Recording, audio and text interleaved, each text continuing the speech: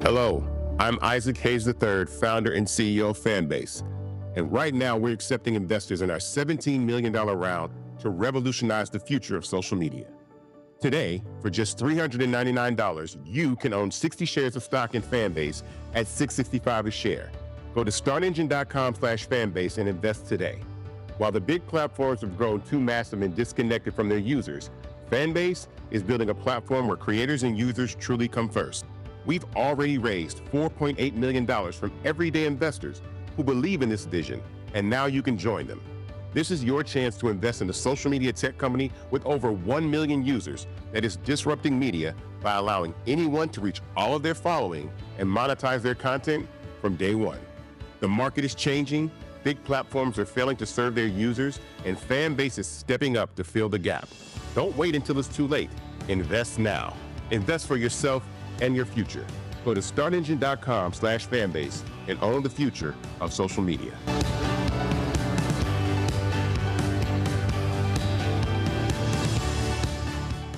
Folks, Black Star Network is here. Oh, no punches! I'm real revolutionary right now. Support this man, Black Media. He makes sure that our stories are told.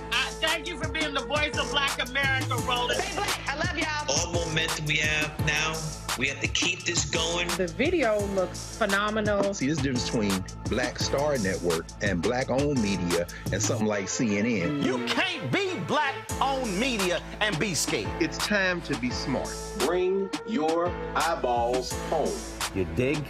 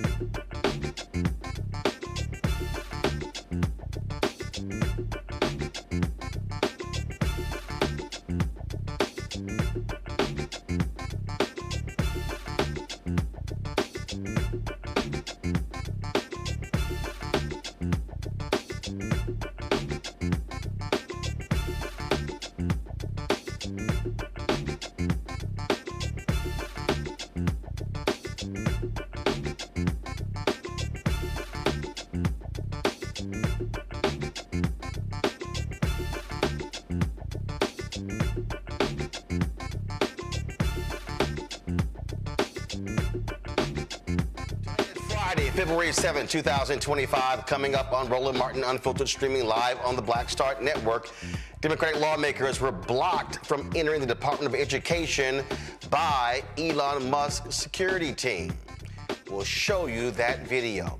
A federal judge has issued a temporary injunction keeping Donald Trump and Elon Musk, his co-president, from firing personnel with the USAID office. But while that's happening, they literally are removing the name of the USAID from the building, even though Congress has not gotten rid of the agency. We'll also discuss why federal workers should not take a buyout from Elon Musk. Folks, on CNN, there was a heated debate about the differing realities faced by black and white folks. Ashley Allison let them know what it's like being a black woman with lots of degrees, not getting paid her fair market value. MAGA is not happy at all. We'll explain why they're idiots. An Illinois county has reached a settlement with the family of Sonia Massey, the black woman who was tragically gunned down in her home by a white sheriff's deputy. And we'll talk more about what is happening in this country and how regular, ordinary people are being impacted by these billionaire oligarchs who want to turn the federal government into a private enterprise. It's time to bring the funk. I'm Roland Martin Unfiltered on the Black Star Network. Let's go. He's got it. Whatever the miss, he's on it. Whatever it is, he's got the scoop, the fact, the find. And when it breaks, he's right on time and it's rolling. Best believe he's knowing. Putting it down from sports to news to politics. With entertainment just for kicks, he's rolling. It's on go, roll, roll, y'all. It's Roland Martin, yeah. Rolling with Roland now. He's funk, he's fresh, he's real, the best, you know he's Roland Martin now.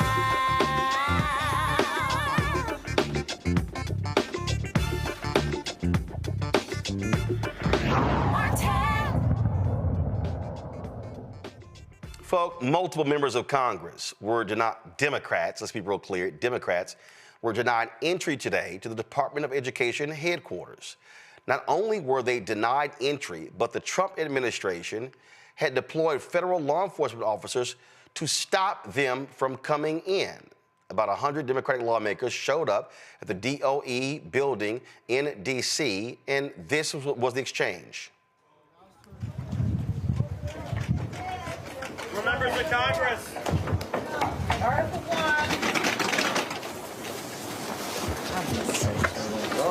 All right, now. Okay. We're coming in. We're coming in. We're coming in. Don't lock the door. We're coming in. Who are you? You're not coming in. Who are you? Who under whose Who are orders? you? Who are you? Who are you, sir? Do you have business here? We do. I have sent the assistant secretary a letter alerting her that we would be here today, and we've asked her for a meeting. Yeah, I don't know that that's been accepted, so until that's accepted. Who are you? And what do you do here? What do you do here? Security responsibility. Get out of the way.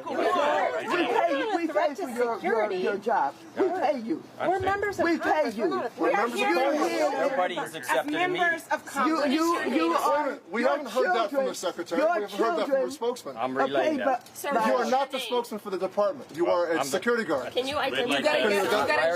We're members of Congress. Where's your badge? Where's your badge? You don't have any identification. Where's your ID? Where's your ID? We are not. It's not good enough. We are not a threat to security. We're members of Congress, and we want to ask a question.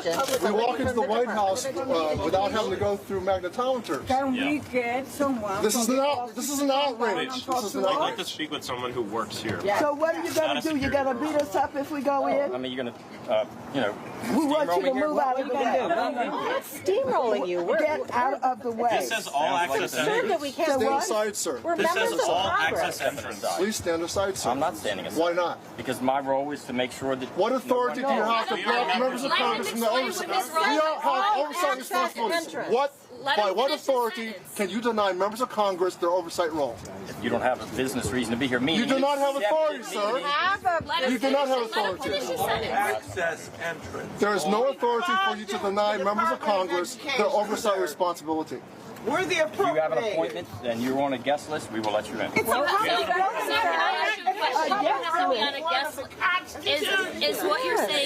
Is what you're saying? Or you have to have an escort. Let me Somebody ask come you a down to question. escort. Can I ask my question? Are you telling me today that you have to be on a guest list in order to come to the Department of Education? Either we are informed in advance if somebody's coming, or They knew we were coming. You were informed of this. 94 members of Congress. take you where you're going. Sir, 94 members of Congress signed a letter asking the acting secretary for a meeting and to answer a simple question.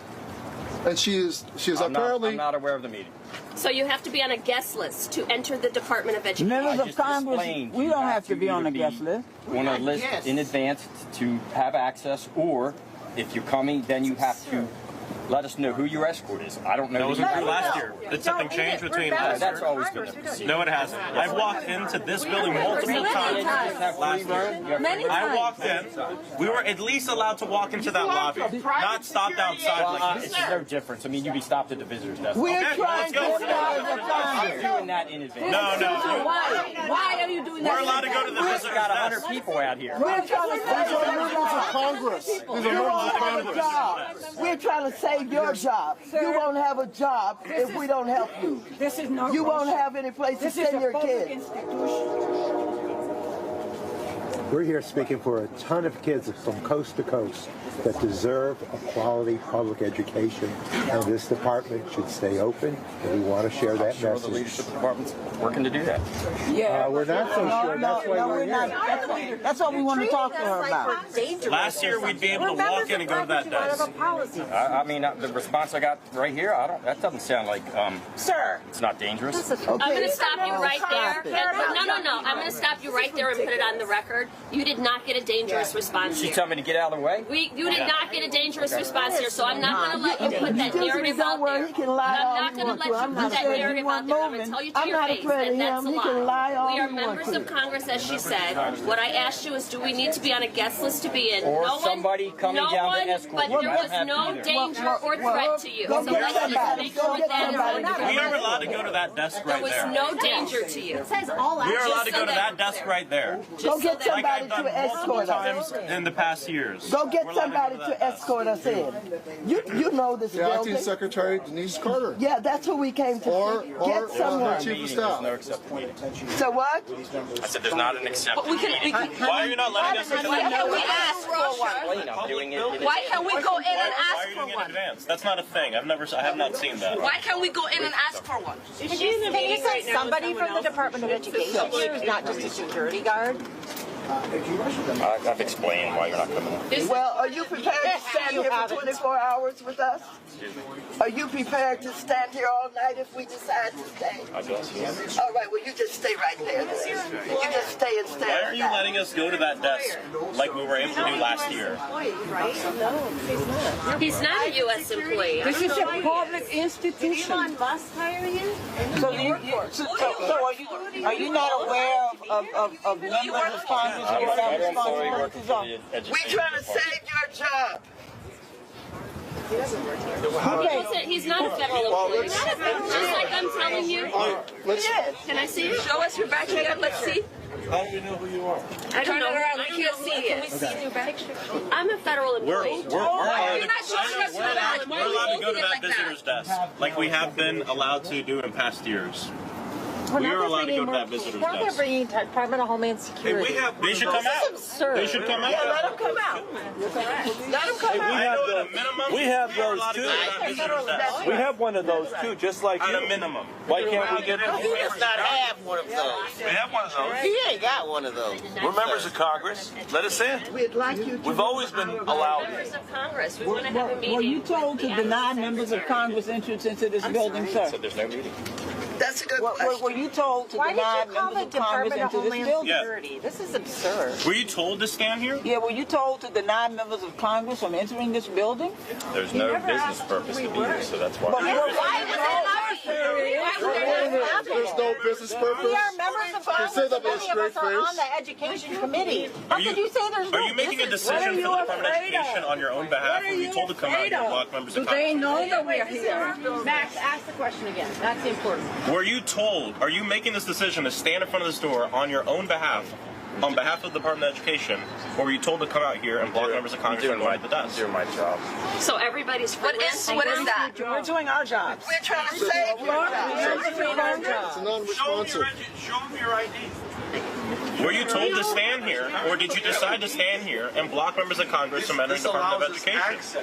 to federal buildings. Members of Congress. We're allowed in there. So a private security contractor Do you know who members of Congress are? members of We're all members of Congress. Maybe he doesn't understand. Do you A private understand who security members of Congress are? contractor is making the decision to block members of Congress from a public access entrance. I don't think he knows. You have the what authority as a private Congress is security or what we do. contractor to block members of Congress. That has been knighted and granted to you. You have to at least let us go to the desk. Yeah. Too many goes out. It's made to Oh my, look at that. Who told you to do this? Open the door. I'll see you now. So do you understand who members of Congress are? I got it, yeah. Well, and you don't care. Who are we then? I got the job to do. You don't care. We have a job to do. We're not dangerous people. We're not, I don't know, security. There are no thieves and thugs out here. We're members of Congress. We're parents. We're teachers. Each of us. There's our ID. Right there. We were elected to do this. This is our job. This is our job. We're doing our job. You're securing this building against who? Members of Congress. Who are you protecting? Against members of the people's So house this or is the represent the beginning people. of full transparency of this administration. That's right. The administration that talked about they're going to open the doors to all of these things and show the American public what is going on. They won't even open the door to this building to members of Congress. We are not posing any threat here. No, we are not dangerous people. We have not done anything. We're trying to request a meeting, and they have a private security contractor who on his own is making decisions on behalf of the Department of Education. So Congressman Hayes, what you're saying is they allow billionaires and his minions to come in I don't to this know who building. he is. I don't know who he is, but I know who I am.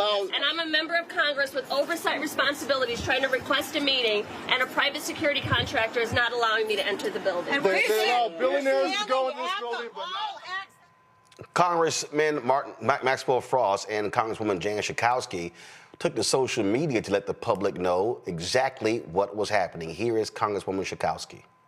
I'm standing in front of the Department of Education, and a group of members of Congress want to go in to discuss any plans that the president or Elon Musk may have to diminish the rights of students. What have they done? They have locked us out. And as I look inside, there are several policemen there to prevent members of Congress to go in, and a man standing in front of the door who won't even tell us who he is. This is disgusting.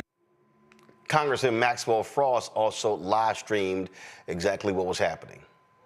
Hey everybody, I'm here with multiple members of Congress. We're here to go to the Department of Education to fight for education, and they have locked the doors. They're not letting us in. It says all access entrance. There's this random guy out here who's refusing to let us in.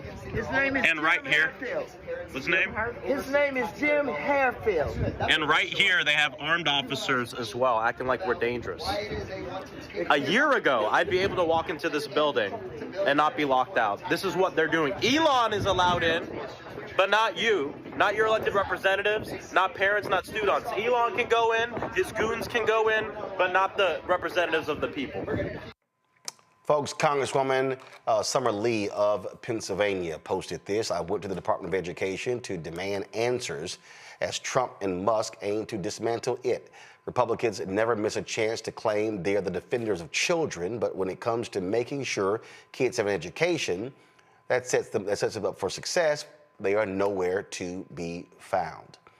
Folks, this is happening all across Washington, D.C., but also across the country. What Donald Trump and his co-president, Elon Musk, have unleashed is a dictatorship. Literally, a coup is taking place right before us. Now, there are people out there who are on the right who say, oh, how dare you use the language of a coup. But do understand, the people who this one security guard denied entry to the place, and his name is Jim Harefield. He is the Education Department's Deputy Assistant Secretary for the Office of Facilities and Logistics. Now, here's what's crazy here. To suggest that he can prevent duly elected members of Congress from entering a federal building by saying, well, you need an escort, is utterly nonsensical. That's as if you or I decides to come to Washington, D.C., and if we go to the Cannon building or any of the buildings that house the House members and the Senate members, do understand, every single one of you has a right to walk into that one of those buildings, go through security, literally walk to the office of your member of Congress. So for me, in the 30th Congressional District of Texas, is Congresswoman Jasmine Crockett. I, as a constituent, have the right to decide to go to that building where her office is, walk in, walk to her congressional office, walk up to the desk of the assistant and say, I would like to speak with my congresswoman. But what co-president Elon Musk and co-president Donald Trump are doing, yeah, that twice impeached, criminally convicted felon, what they're saying is your members of Congress do not have the right to meet with anybody in this administration, to question anything, and they can't even step foot in the building. And behind him, you didn't see it, were several other security guards. My panel, Michael Imhotep, hosts the African History Network show in Detroit. Matt Manning, civil rights attorney out of Corpus Christi, Texas. Dr. Zachary Kirk, educator and content creator out of Atlanta. Glad to have all three of you here. I mean, what people need to understand what's going on here, and it's not understating this. And man, I'll start with you. They don't care about civil rights. They don't care about labor rights. They don't care about any of that. They are intruding. They are firing everyone left and right. Elon Musk has access to the personal data of millions of Americans. And one of the things that is absolutely crazy to me as this thing begins to unfold is that they also announced, I'm going to pull this up, and y'all got to trip just to understand what's going on, how these folks are operating. They literally have announced that they're treating Elon Musk, the co-president, totally different than, frankly, anybody else. Let me pull this up here. Wait till y'all see this here. And that is, they were asked at the White House,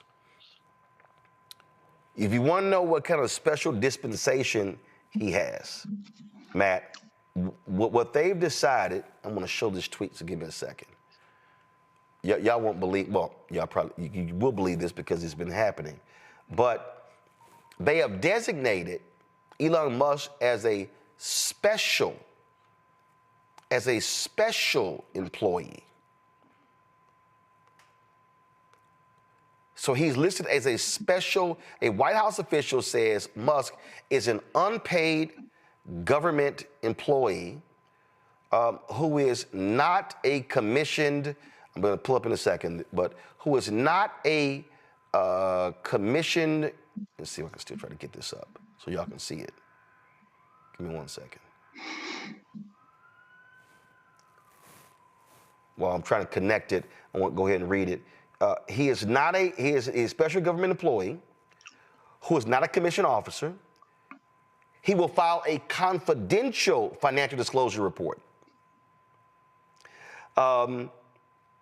So his financial disclosure report won't even be public. But if you're a federal worker, yours has to be public. But he's an unpaid special government employee, Matt. Yeah, and from what I understand, that means he's supposed to have, a certain period of time that he's allowed to do this job. I think it's 800 and some odd days is how it's customarily done. But, that's a subterfuge. Look, what we're seeing right now is we are seeing a continuing pushing of the boundaries and descent to authoritarianism. I mean, all that's really being asked right now is how much will the American people take before there's a real pushback, a real revolution? Because the idea that democratically elected members of Congress cannot get access to a public building is absurd. I mean, when I was in college, I worked on Capitol Hill in the Cannon building, just like what you were talking about, right?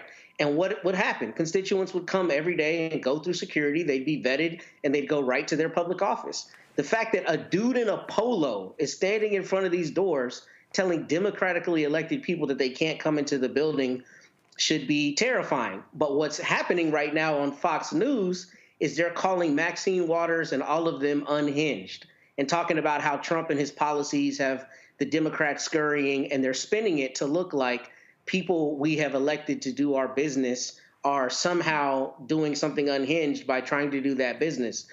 This is the tip of the iceberg. And frankly, the only question we should be asking ourselves is how much longer are we going to let this kind of thing happen before people are just forcing entry into buildings? I mean, frankly, like the idea that a dude in a polo can keep out elected Congress people is absurd. And it is proof positive of exactly the kind of thing that we go around the world saying we're trying to prevent through military action, right?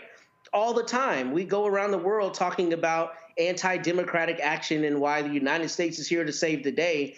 And in real time, we are watching that exact thing happen in the United States when Elon Musk and his cronies are given full access to data that otherwise people with high security clearances would have access to.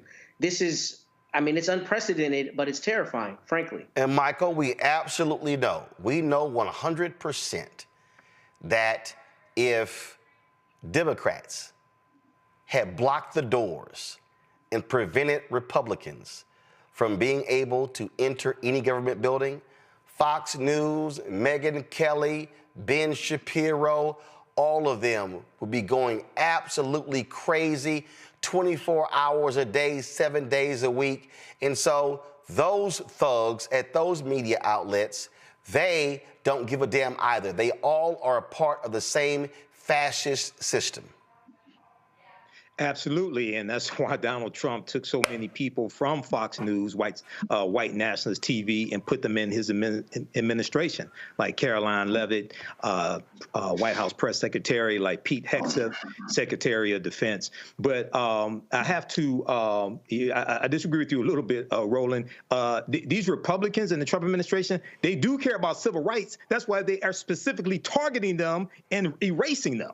That's why he rescinded Executive Order 11246 from President Lyndon Baines Johnson in 1965, which is called affirmative action. They are specifically targeting it. Now, when we look at what's going on with the Department of Education, he signs an executive order to shut down what was created by Congress.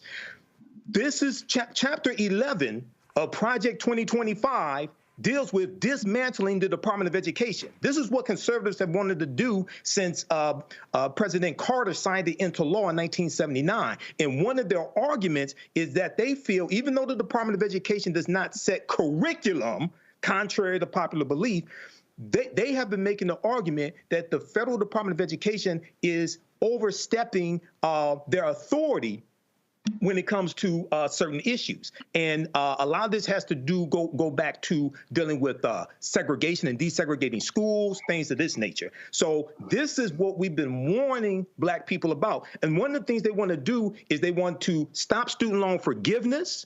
Okay, and you're going to see them going after funding for HBCUs as well. We know under Biden-Harris, we got $17 billion for HBCUs from 2021 to 2024. You're not going to see anything like that coming from the Trump administration. So this is what we were warning people about. And even though the president can't technically dismantle a department that Congress created, but with Elon Musk controlling the Treasury payments, $6 trillion in Treasury payments, what happens if they just cut off funding to the Department of Education and starve it? These people don't care about the law.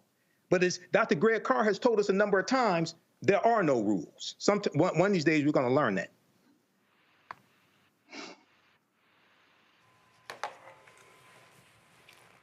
Zachary? There are no rules. I agree 110% with Michael. Because if there are rules, it would be clearly made known that Elon Musk is in violation of the Hatch Act. Even as a special advisor who is unpaid or whatever the position that they've created for this man may be, he is in violation of the Hatch Act when he is sitting here doing 2,000 tweets in one day, as he did yesterday, while still being a part of a governmental agency. Even with limited responsibility to the Hatch Act, he's in violation. So what we're seeing is indeed a takeover. Like Michael said, it's a complete coup where we have this oligarch and his team, these multi-billionaires, coming in, dictating the needs and the wants and what's best for the American people, and a president who is co-signed to do it because he wants to ensure that he never went to jail in the first place for the crimes that he committed. So therefore, he was able to let these people buy their way into positions of power that they should have never been given. Congress has the oversight authority to monitor what's happening in governmental agencies like the Department of Education. The fact that these elected leaders, elected by the people, were not given the opportunity to go into a building to oversee what's happening in that building, especially when they're being bombarded with calls from their constituents, is shocking. It's shocking. And I think we're seeing an absolute, what many people are saying, a constitutional crisis slowly beginning to unfold. Well, absolutely. Again, they don't care about oversight. They don't care about anyone checking them. And so their whole strategy is to completely do whatever they want. And they want people, getting caught up in the games of DEI and other stuff. And what they're trying to do, they're making unilateral decisions as it relates to what needs to get funded. And again, outside of Congress. A little bit later, we're going to talk to Ben Dixon because they're trying to float this idea of taking government buyouts. Y'all, they don't exist. They don't exist. Congress hasn't authorized it. We're going to talk about that a little bit later. So lots to unpack on today's show. So we're going to get more into it, folks. When we come back, jobs report came. Y'all missed Joe Biden, huh? We'll tell you what the numbers look like. You're watching Roland Martin Unfiltered right here on the Black Star Network. Don't forget, support the work that we do. Join our Bring the Funk fan club. The goal is to get 20,000 of our fans contributing on average $50 a year. That's $4.19 a month, 13 cents a day. If you want to give via Cash App, use the Stripe app. This is the QR code right here. And so click Cash App for the payment. Send your check and money order to P.O. Box 57196, Washington, D.C., 20037 7-0196. PayPal is R Martin Unfiltered. Venmo is RM Unfiltered. Zelle, Roland at RolandSMartin.com. Roland at RolandMartinUnfiltered.com. We'll be right back. What's up, y'all? Look, Fanbase is more than a platform. It's a movement to empower creators, offering a unique opportunity for everyday people to invest in Black-owned tech, infrastructure, and help shape the future of social media. Investing in technology is essential for creating long-term wealth and influence in the digital age. The Black community must not only consume tech, we must own it. Discover how equity crowdfunding can serve as a powerful tool for funding Black businesses, allowing entrepreneurs to raise capital directly through their community through the Jobs Act.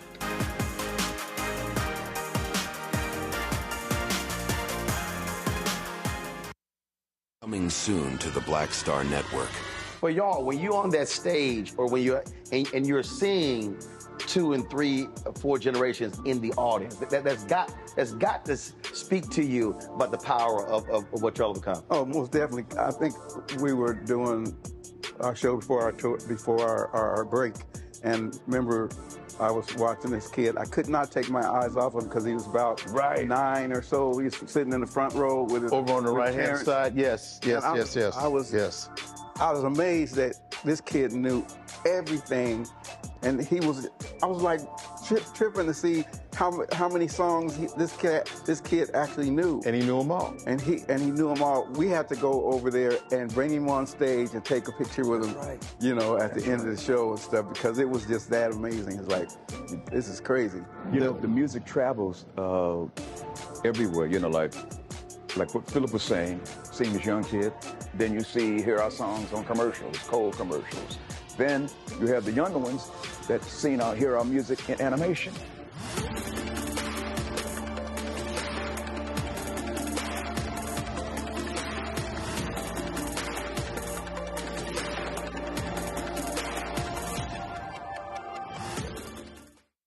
How you doing? My name is Mark Carey, and you're watching Roland Martin, unfiltered, deep into it, like pasteurized milk without the 2%. We getting deep.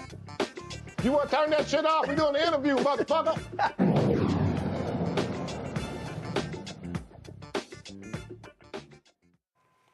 The downsizing of the U.S. Agency for International Development is currently on hold. U.S. District Judge Carl Nichols has halted the plan to reduce the workforce from more than 5,000 employees to just a few hundred. Earlier this week, about 10,000 USAID employees, excluding essential personnel, were notified that they would be placed on administrative leave starting at the end of Friday.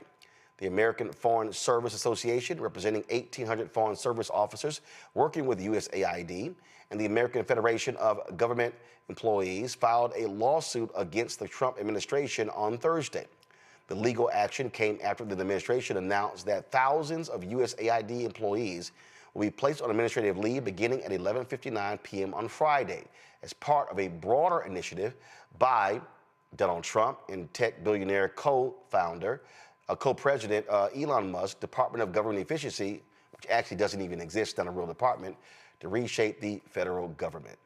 Speaking of jobs, folks, the U.S. added 143,000 jobs in January, fewer than economists expected, while the overall employment rate inched down to 4% from 4% to 4.1%.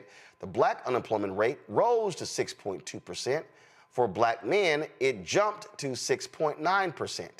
Black women stayed at 5.4%. Morgan Harper, the Director of Policy and Advocacy at the American Economic Liberties Project, joins us from Columbus, Ohio. And Morgan, I'm sure those black men who were just trumpeting Trump, I wonder what they got to say now.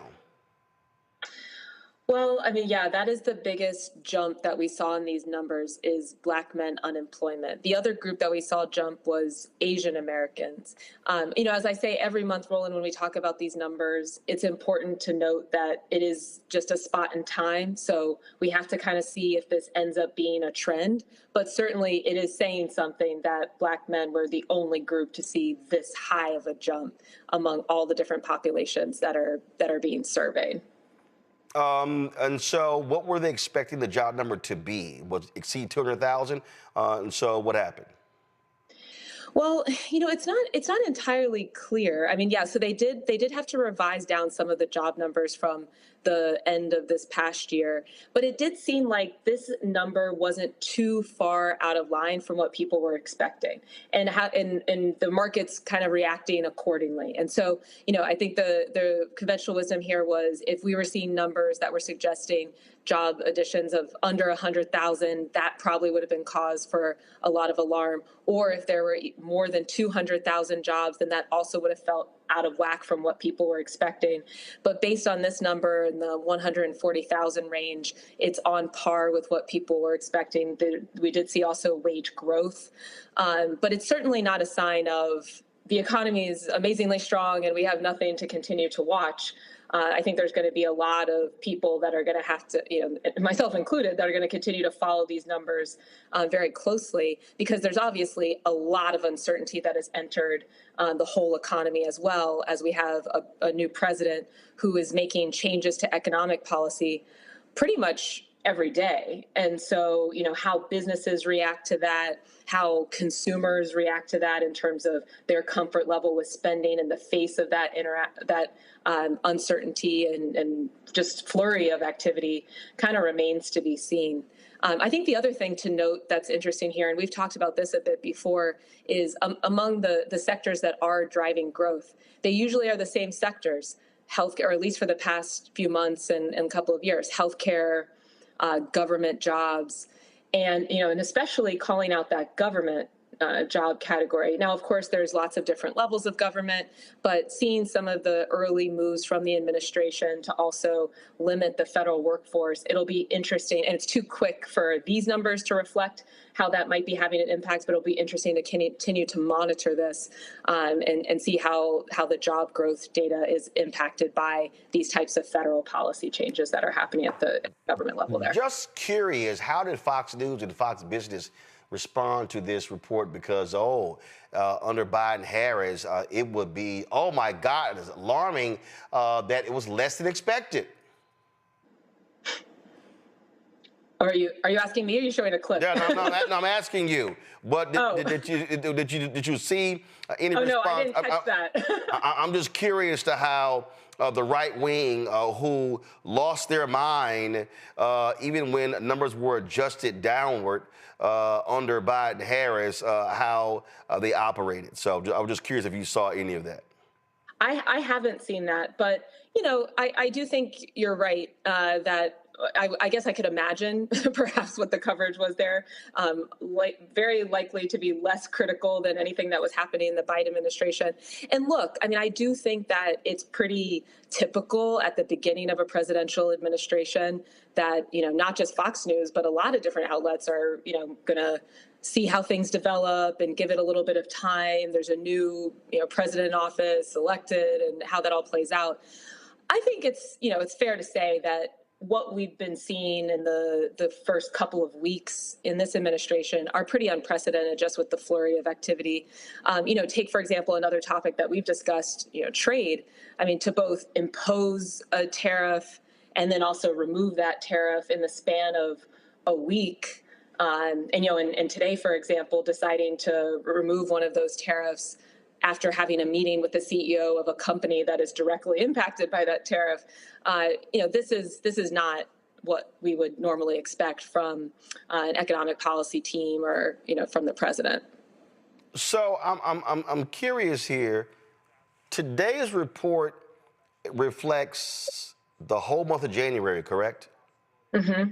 Okay, so which also is a part of the Trump folks as well. I mean, I just love how they're trying to spin this by trying to blame it on Biden-Harris. That to me was what I found to be hilarious.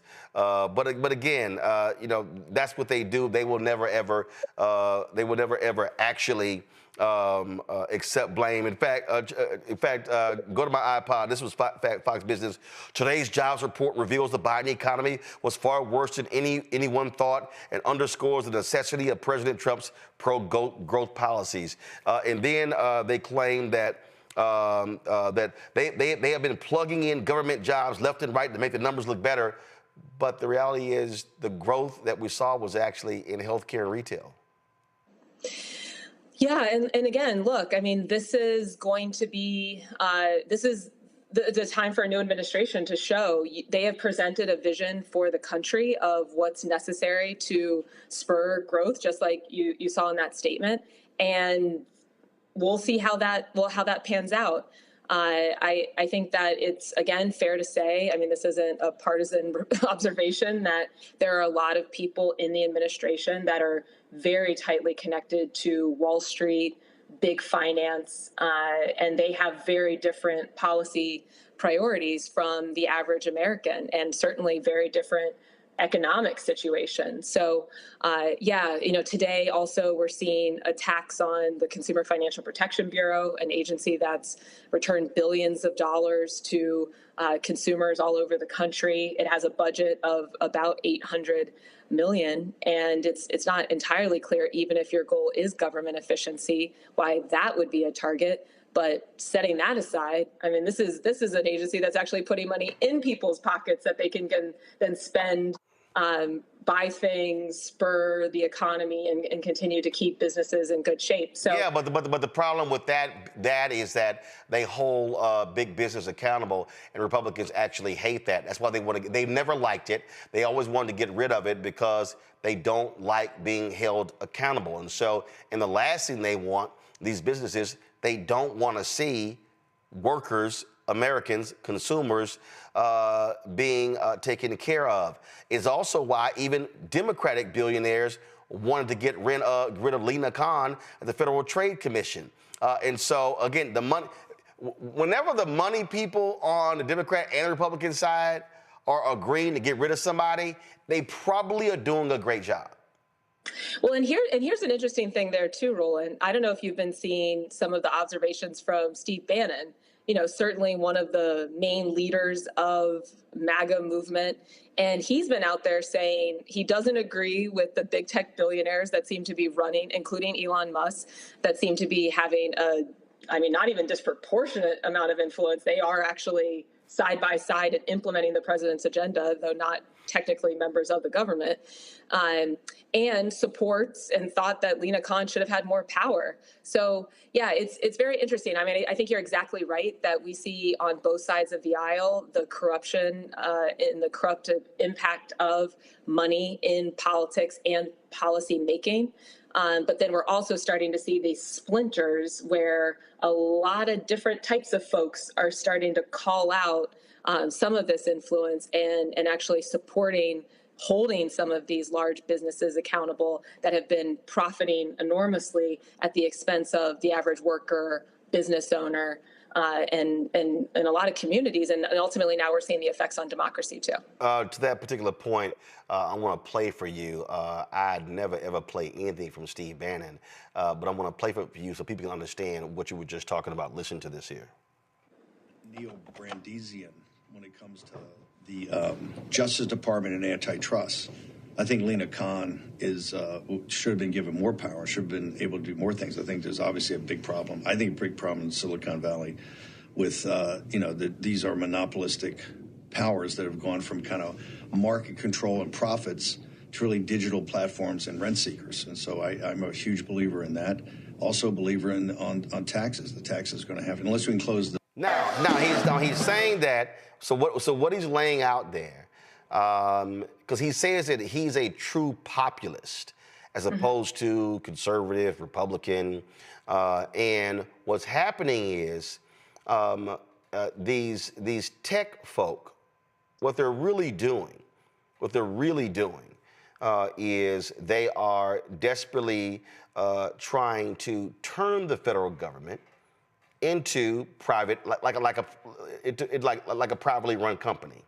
And so when you listen to their language, when you listen to them lay out things that need to be done, this is the concern. And so, and what they're trying to do is in many ways different from even what some Wall Street folks do. And so it's very interesting when you listen to it. And I received give me 1 second, I'm gonna pull it up.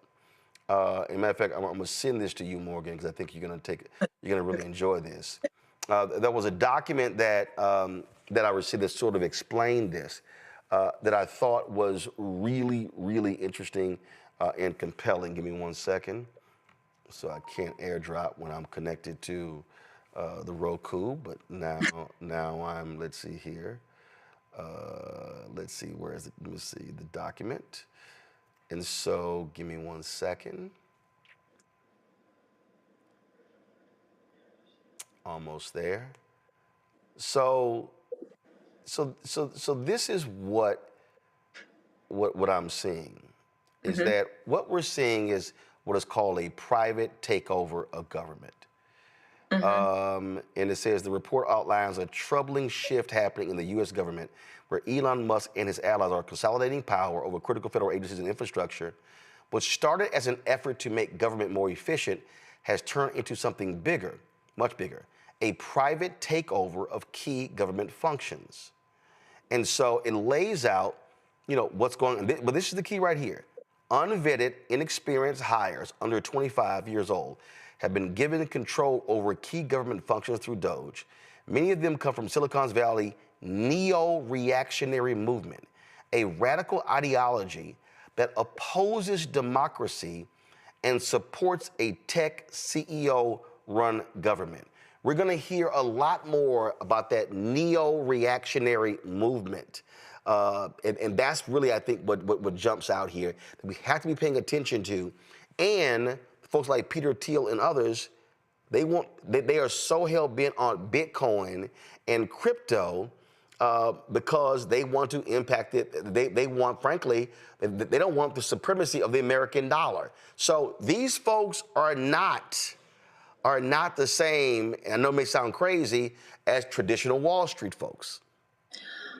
I think that's right. But so there's a lot to unpack. And so I don't know how much we're going to do on that today.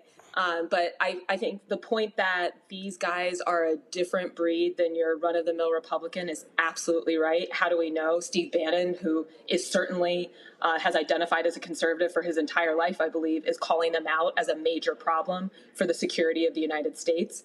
That tells us something. The fact that we saw so many of the tech billionaires at the Trump inauguration front and center is a pretty strong indication of their influence over our government. Elon Musk giving $250 million to 300. Okay. $300 million to Trump's campaign, and pretty much, a pay for play situation here at exercising this type of influence. And he clearly has a lot of personal interest. Why is he not a part of the government? Well, if you're not a part of the government, then you continue to run your businesses. He has a lot of personal interest in getting contracts from the government, particularly in the defense space, not just him, but also people who are very closely connected to him. For example, in Ohio, our state government is giving a contract to a drone defense company, the owner of which is close friends with Elon Musk and also the brother-in-law of Matt Gaetz. So, there's a tangled web that has been woven that we all need to be paying attention to and start to understand the different strands of, because this is a major, major threat. The only thing and this is where I would think probably a whole different conversation is on the dollar and how much it has served us to have the dollar be considered the reserve currency for the entire globe. That does have impacts on things like inequality, but that's probably a whole nother conversation. The only thing I would also add, just in terms of political observations on this whole thing, is, it is a little tricky. I mean, a lot of people who did vote for Donald Trump, and, though the mandate, so to speak, is perhaps not as strong as he and his supporters would have us believe, it is people who voted with this idea that he was very open about wanting to trim the government and make the government more efficient. So I think that's where it's going to be very hard for people to follow, well, is it this more efficient that we're getting rid of certain agencies like the CFPB? Is that duplicative? But we have to stay really focused on what are each of these agencies doing? Who is afraid of them? Who is not on the side of wanting to have someone that's going to look out for consumers and make sure that medical debt isn't ruining their finances, for example? That's what the CFPB was doing. If you're against that, then you're pro healthcare and Wall Street billionaires. Straight as that. But I do think you're right. Overall, the Elon Musk of the world are kind of playing a whole different game, and that's something that we all need to get smart about. Well, absolutely. Very quickly. And listen, it is about consolidating power, and it's about them, again, being in control. It's how they want to use AI, and they want to cut everybody except themselves. Yeah. I mean, I do think that there is look, I'm not saying that there's no one that's in the administration who genuinely wants to make government more efficient. Me, for example, I'd love to make government work. I've worked in the federal government. There's certainly room to make things more efficient, streamlined, but it doesn't appear that that is the main goal of some of these early actions. Again, how do we know? I mean, take, for example, something like USAID, $40 billion budget. The defense budget is $800 billion. And is on its way to $1 trillion. Yes, half of which, and this isn't Morgan making this up, this is all publicly reported. You could look at Department of Defense documents, half of which almost is going to defense contractors. This is crazy. And so if you're serious about addressing government spending, look at that. P.S. Healthcare is twice as much money for the federal government going to healthcare as to defense spending. So what are we talking about? Immediately putting people who are doing good health projects. And again, a whole different conversation about what we're doing with USAID and how much of it we should be doing. But we are being told that this is about government efficiency. And if you're talking government efficiency and you're not talking the billions and billions of dollars that are being spent on healthcare, or the billions and billions of dollars that are being spent by the government on defense that are going directly to huge monopolists, then you're not being serious about efficiency. And we need to be absolutely clear about that. I don't believe a second that they care about efficiency. They care about control. Morgan, we appreciate it. Thanks a lot. Thanks for having me. Ellen Weintraub, chairwoman of the Federal Elections Commission, is refusing to step down from her position after the convicted criminal in chief tried to fire her. Weintraub received a letter on January 31st informing her that she had been removed as a member of the FEC Commission, effective immediately. This comes after the Orange One has decided to fire anyone who is not loyal to his racist agenda. White House Principal Deputy Press Secretary said it's not up to Weintraub if she remains on the commission. FEC commissioners serve staggered 6-year terms with 2 seats subject to an appointment every 2 years. 1 seat is now vacant. Commissioners are nominated by the person in the Oval Office and confirmed by the United States Senate. But let me also explain to you how shameful, despicable these people are. Donald Trump removed the commander of the Coast Guard. And if you want to know how callous and ridiculous these people are, they informed that woman that not only are you out of your job, called her up and had told her she had 3 hours to get out of her house. This is what I'm talking about here, Michael, in terms of how they're operating and how they think. To say, not only to remove you from your job, you're out 3 hours. 3 hours, woman had to pack up and leave. Not her office, where she lived. Yeah, and from my understanding, the initial letter she was given gave her up to 60 days to move, but something changed.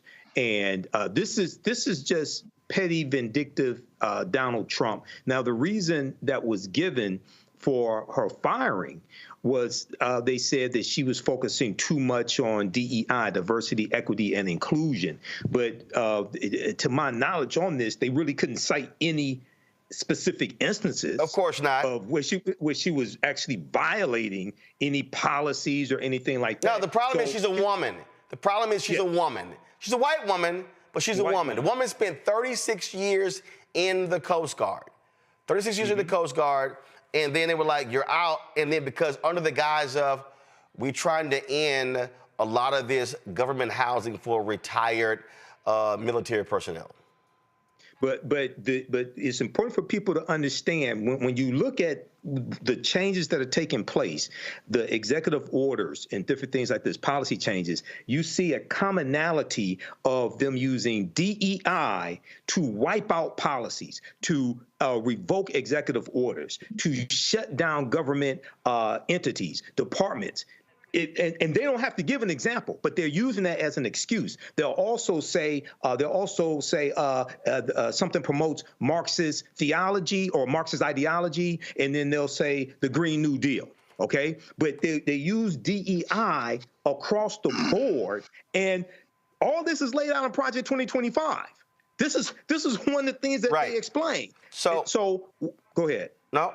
So I mean, this is why. This 2024 presidential election, the stakes were higher than ever. Okay, so this is going to get worse. This is the fight of our lifetimes. But Zachary, I dare say, I'm gonna play this soundbite. This is what they did not like. Listen. We currently have nearly 40% women enrolled at the Coast Guard Academy. I'm really excited about the talent and the diversity that I see coming through the academy. My daughter is in the Coast Guard as a lieutenant, and there is just nothing but opportunity for her and all of the men and women that have joined the service. I'm really excited about the future as we look. Zachary, here's the reality. They want white heterosexual men. That's what they want, white, heterosexual, Christian men. They want white, heterosexual, Christian, right-wing men. who are also undereducated. That's what they want serving, and they want to ensure that all of the opportunities given to Americans through the military benefit that group of people. I agree 100%. And that's what you're seeing reflected in the policies that are being pushed by this president and the rhetoric, the very dangerous rhetoric, as Michael said, that he's using. And understand these racists. Give me 1 second. Remember earlier in the week, we told when Trump all of a sudden began to attack South Africa. Mm-hmm. Okay. Give me 1 second. Pull up the breaking news banner.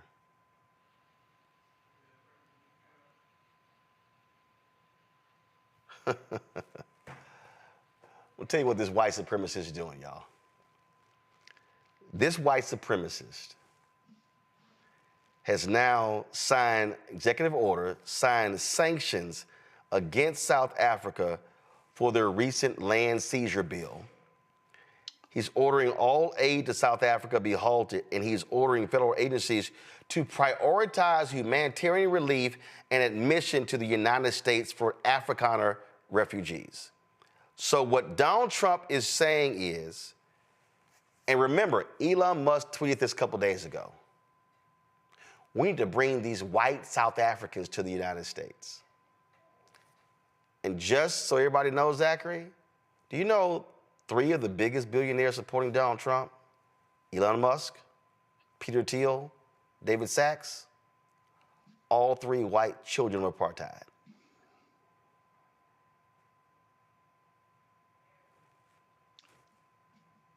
That's shocking that in the same week that our president and our government decided to deny continuing to fund humanitarian aid and relief to the people of Gaza, a land that he got on a national stage and said that he wanted to take over to further colonize. He is now also saying that he wants to give financial recompensation to Afrikaners in South Africa. This is what it says, Matt. The United States cannot support the government of South Africa's commission of rights violations in its country or its undermining United States foreign policy, which poses national security threats to our nation, our allies, our African partners, and our interest. Huh? Exactly how is South Africa actually doing that? And so, again, he lays out in here policy. It is the policy of the United States that as long as South Africa continues these unjust and immoral practices that harm our nation, whoa, I'm sorry. How does South Africa's land law harm us? The United States shall not provide aid or assistance to South Africa, and the United States shall promote the resettlement of Afrikaner refugees escaping government-sponsored race-based discrimination, including racially discriminatory property confiscation. Y'all, remember when he was trashing the Haitian immigrants? What he's saying is, hey, all of you white people from South Africa, welcome home to the United States, Matt. How are 334 million people being held hostage by 2 dudes? That's what's happening right now. Like, seriously, how does South Africa's land law affect us at all? Beyond that, if the 3 billionaires supporting you are all South African, why are we surprised by that? Like, I don't understand this. I do not understand this, because if this happened on a much smaller level, the response to this would be overwhelming and would be violent. Let's be honest. If 2 dudes came onto a block and tried to tell the people who live there how they were going to live, they would get forced off. And I understand he's the elected president of the United States, but I cannot understand this. How are we sitting here trying to apply rationalization to the patently irrational? What is the response beyond revolution? I don't understand it. Like, seriously, what do we do? Because it does not make sense to me that 2 people are holding an entire country hostage in a country that purports to have a history of standing up against tyrants. This is patent tyranny.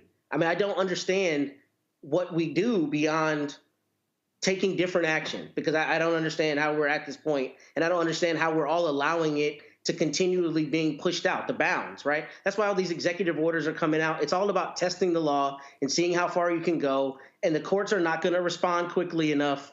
I don't understand like how this is happening and how we're watching it happen in real time and we're not responding differently. First of all, it's happening, and this is for all of you folks, FBA, B1 or not, who sat here and said, oh, y'all are shills, y'all are all in the pocket of the Democrats, y'all are all covering up. And so, oh, he's going to make America great again. And so what happens? Casey loses in Pennsylvania. Sherrod Brown loses in Ohio. Okay? That's 2 seats right there. Then you have the other losses. So the Democrats lost the Senate. You had you had political gerrymandering in North Carolina. Those 3 seats in North Carolina, that's how Republicans have the majority in the House. And so you have no lever of government that can actually hold them accountable. Because the Republicans, they ain't saying nothing. And they're not going to say anything. No, they're encouraging it. Yes, they're not going to say a word. Yeah, and many of them are cowards. Many of them are afraid of Donald Trump. They're afraid of the 1,500 domestic terrorists that Donald Trump gave a pardon to and released. But let me just tie a few threads together. This makes perfect sense. The reason why, if you go back, I think it was 2018 when Donald Trump was president before. He wanted white folks to come in.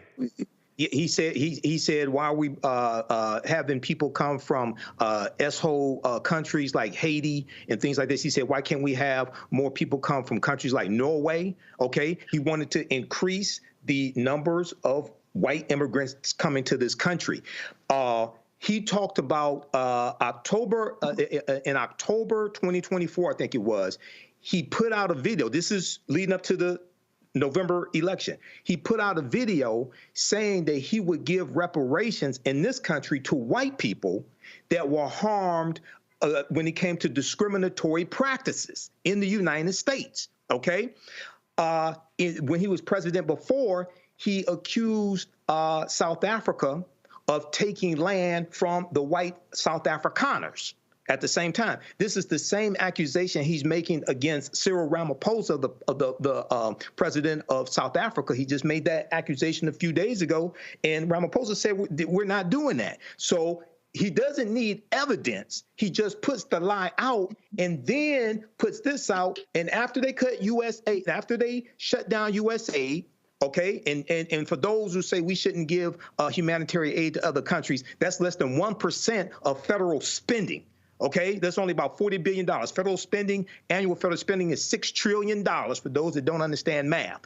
USAID was instrumental in dismantling apartheid in South Africa. Now you got this white supremacist, at one point, illegal immigrant, according to his brother, Elon Musk. And now many people think Elon Musk is the real president. Now they put sanctions on South Africa and they want to bring white South Africans here. This makes perfect sense. And I wish Dr. Greg Carl was on this show right now. He'll give a whole dissertation. This is the white nationalism, not white nationalism and Christian white nationalism. This is a white supremacist wet dream come true. This makes perfect sense. But again, Zachary, numerous times I laid out on this show. I'm sorry, not even just on this show, just real simple. Everything that's going on, every single thing that's going on. There it is. I laid out right here. I tried to explain to people.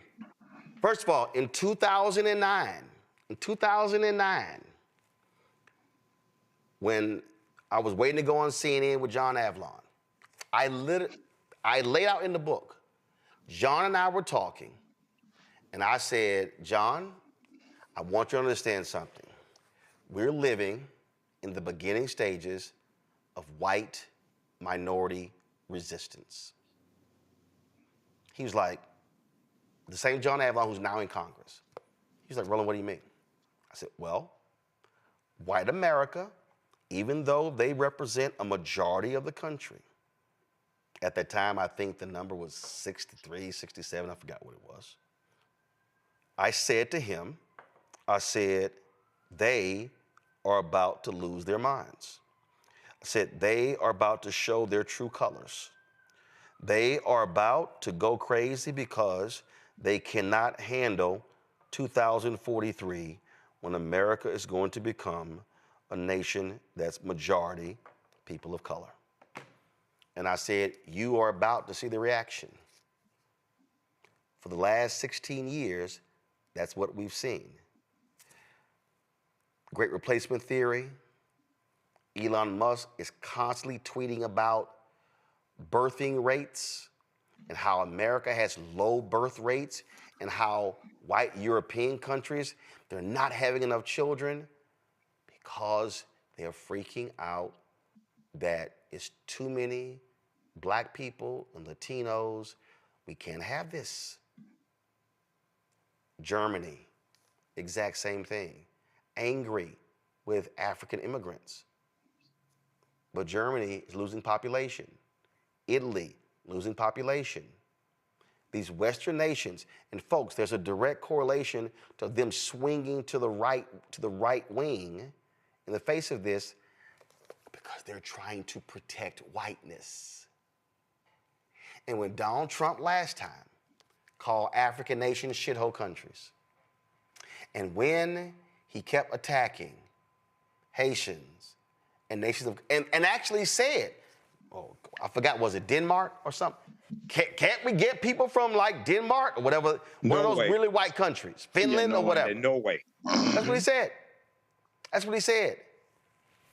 So this, oh, the Afrikaners, oh my God, they're facing so much discrimination, despite the fact that they got the land because of discrimination against the overwhelmingly black country.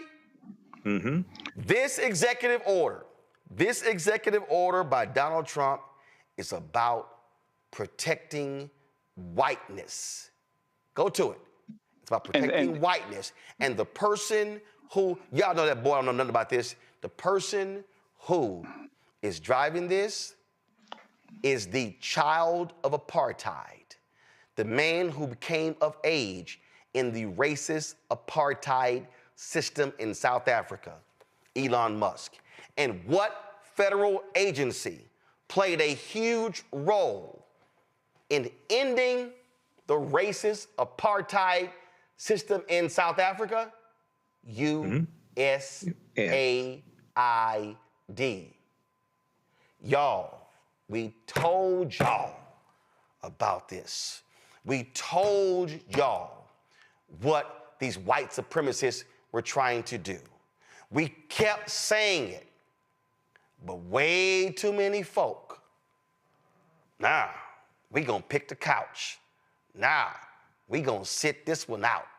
We gonna teach y'all a lesson. Really? Really? It's actually happening, folks. White supremacists and white nationalists are in control of the government. And do understand, did we tell y'all the other day with regards to one of Elon Musk's tech guys who was fired because of racist tweets? Mm-hmm. Did y'all see what happened today? Did y'all see?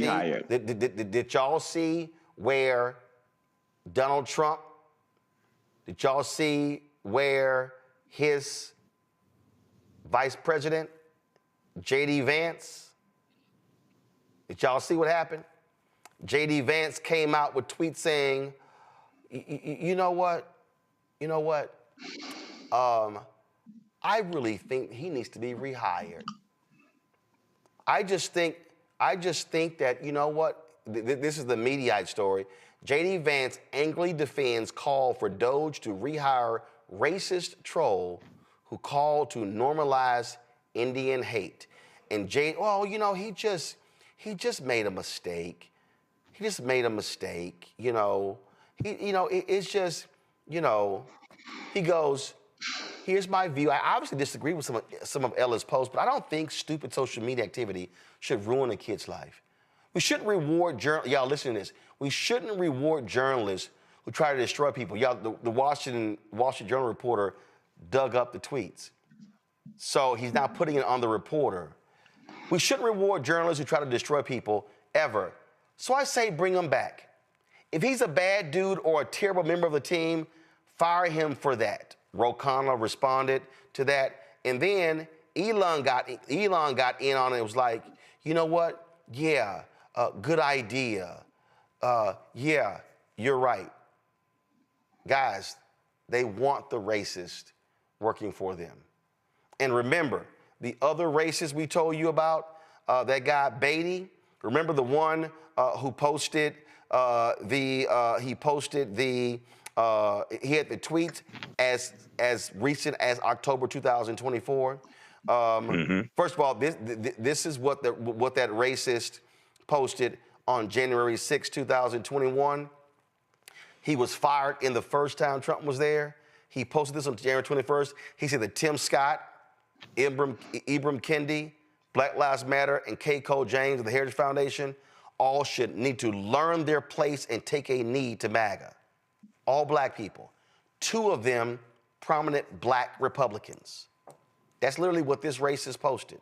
Then this is what this same racist posted on October 4th, 2024. Competent white men must be in charge if you want things to work. Unfortunately, our entire national ideology is predicated on coddling the feelings of women and minorities and demoralizing competent white men. Y'all, that was 3 months ago. And have the Republicans said anything? No, because they welcome these racists in the administration. They welcome them. And you know what I did? I actually sent a tweet to Pastor Darrell Scott because he was constantly sitting here, trying to call other folks out. And so I literally sent him and I said, well, are you going to say anything? And no, I want y'all to, come on, right now, go to my iPad. Look right here. I have personally texted him my response. Do you see anything? Do you see anything from Pastor Darrell Scott condemning the hiring of racist white people in the administration? Not a word. Now, he called out Charlie Kirk for his attacks on the Civil Rights Act and MLK. I applaud him for that. But now that Trump is there, his boy, who he can call on the phone, he ain't saying a word. They want the racist in the administration. This is their agenda. Going to a break. When we come back, if you're a federal worker, do not take a buyout. It is a trap. We'll explain next on Roland Martin Unfiltered on the Black Star Network. What's up, y'all? Look, Fanbase is more than a platform. It's a movement to empower creators, offering a unique opportunity for everyday people to invest in Black-owned tech, infrastructure, and help shape the future of social media. Investing in technology is essential for creating long-term wealth and influence in the digital age. The Black community must not only consume tech, we must own it. Discover how equity crowdfunding can serve as a powerful tool for funding Black businesses, allowing entrepreneurs to raise capital directly through their community through the Jobs Act.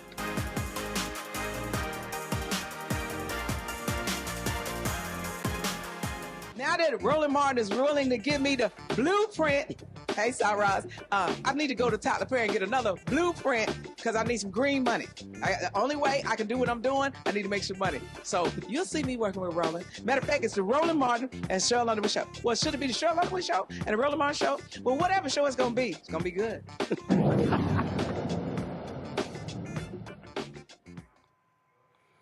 Folks, millions of federal workers are deciding whether to accept or reject the buyout offer that Elon Musk has presented to them.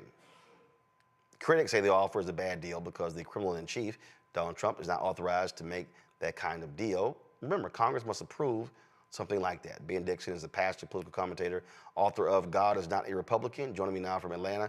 Ben, this is real simple. So y'all have this campaign that y'all are focused on, and pull the graphic up, Ben's graphic, y'all. No, that's the book. So we were late showing the book, y'all. Show me the graphic. They're promoting, they're circulating for people not to actually sign this. Do y'all have it?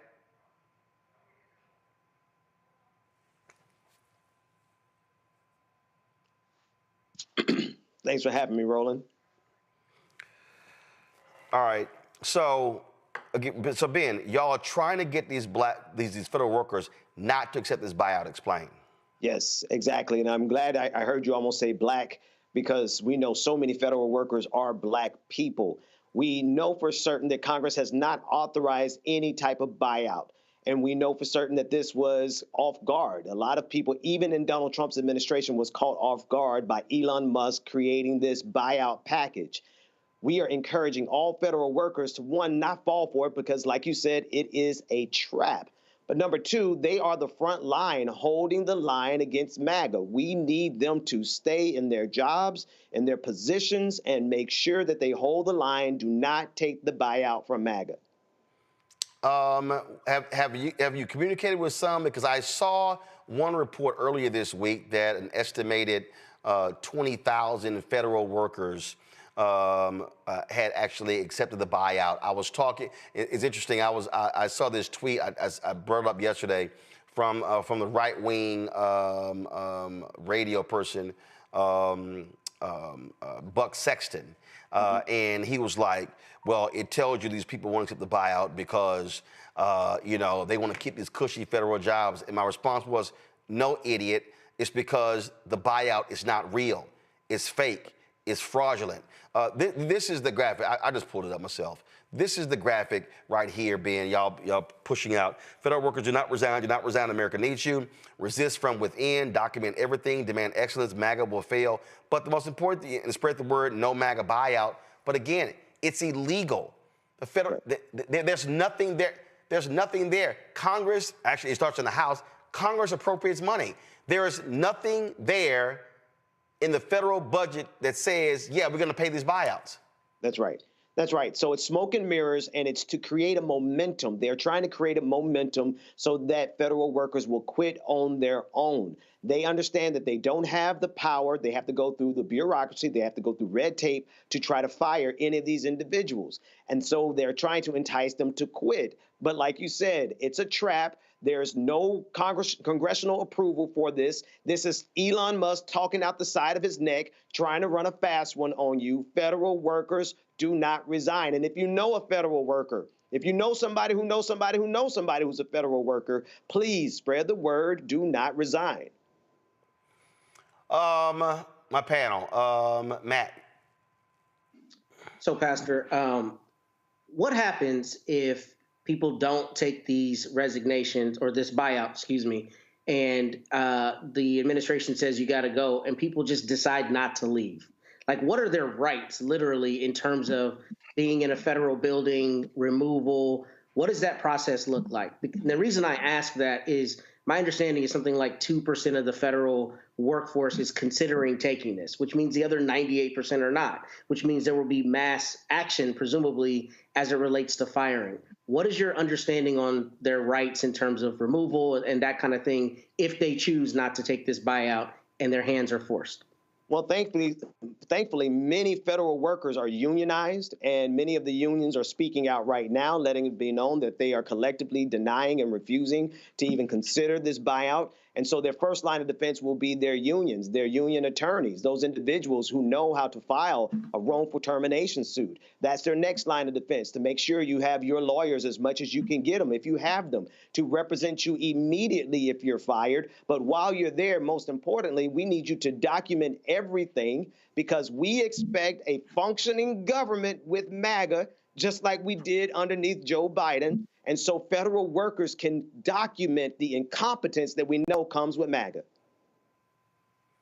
And also, I mean, I've seen some stories, Bill, Ben, if you can speak to this, that where some have speculated that if you take this buyout, it could have implications regarding your federal pension. That's right.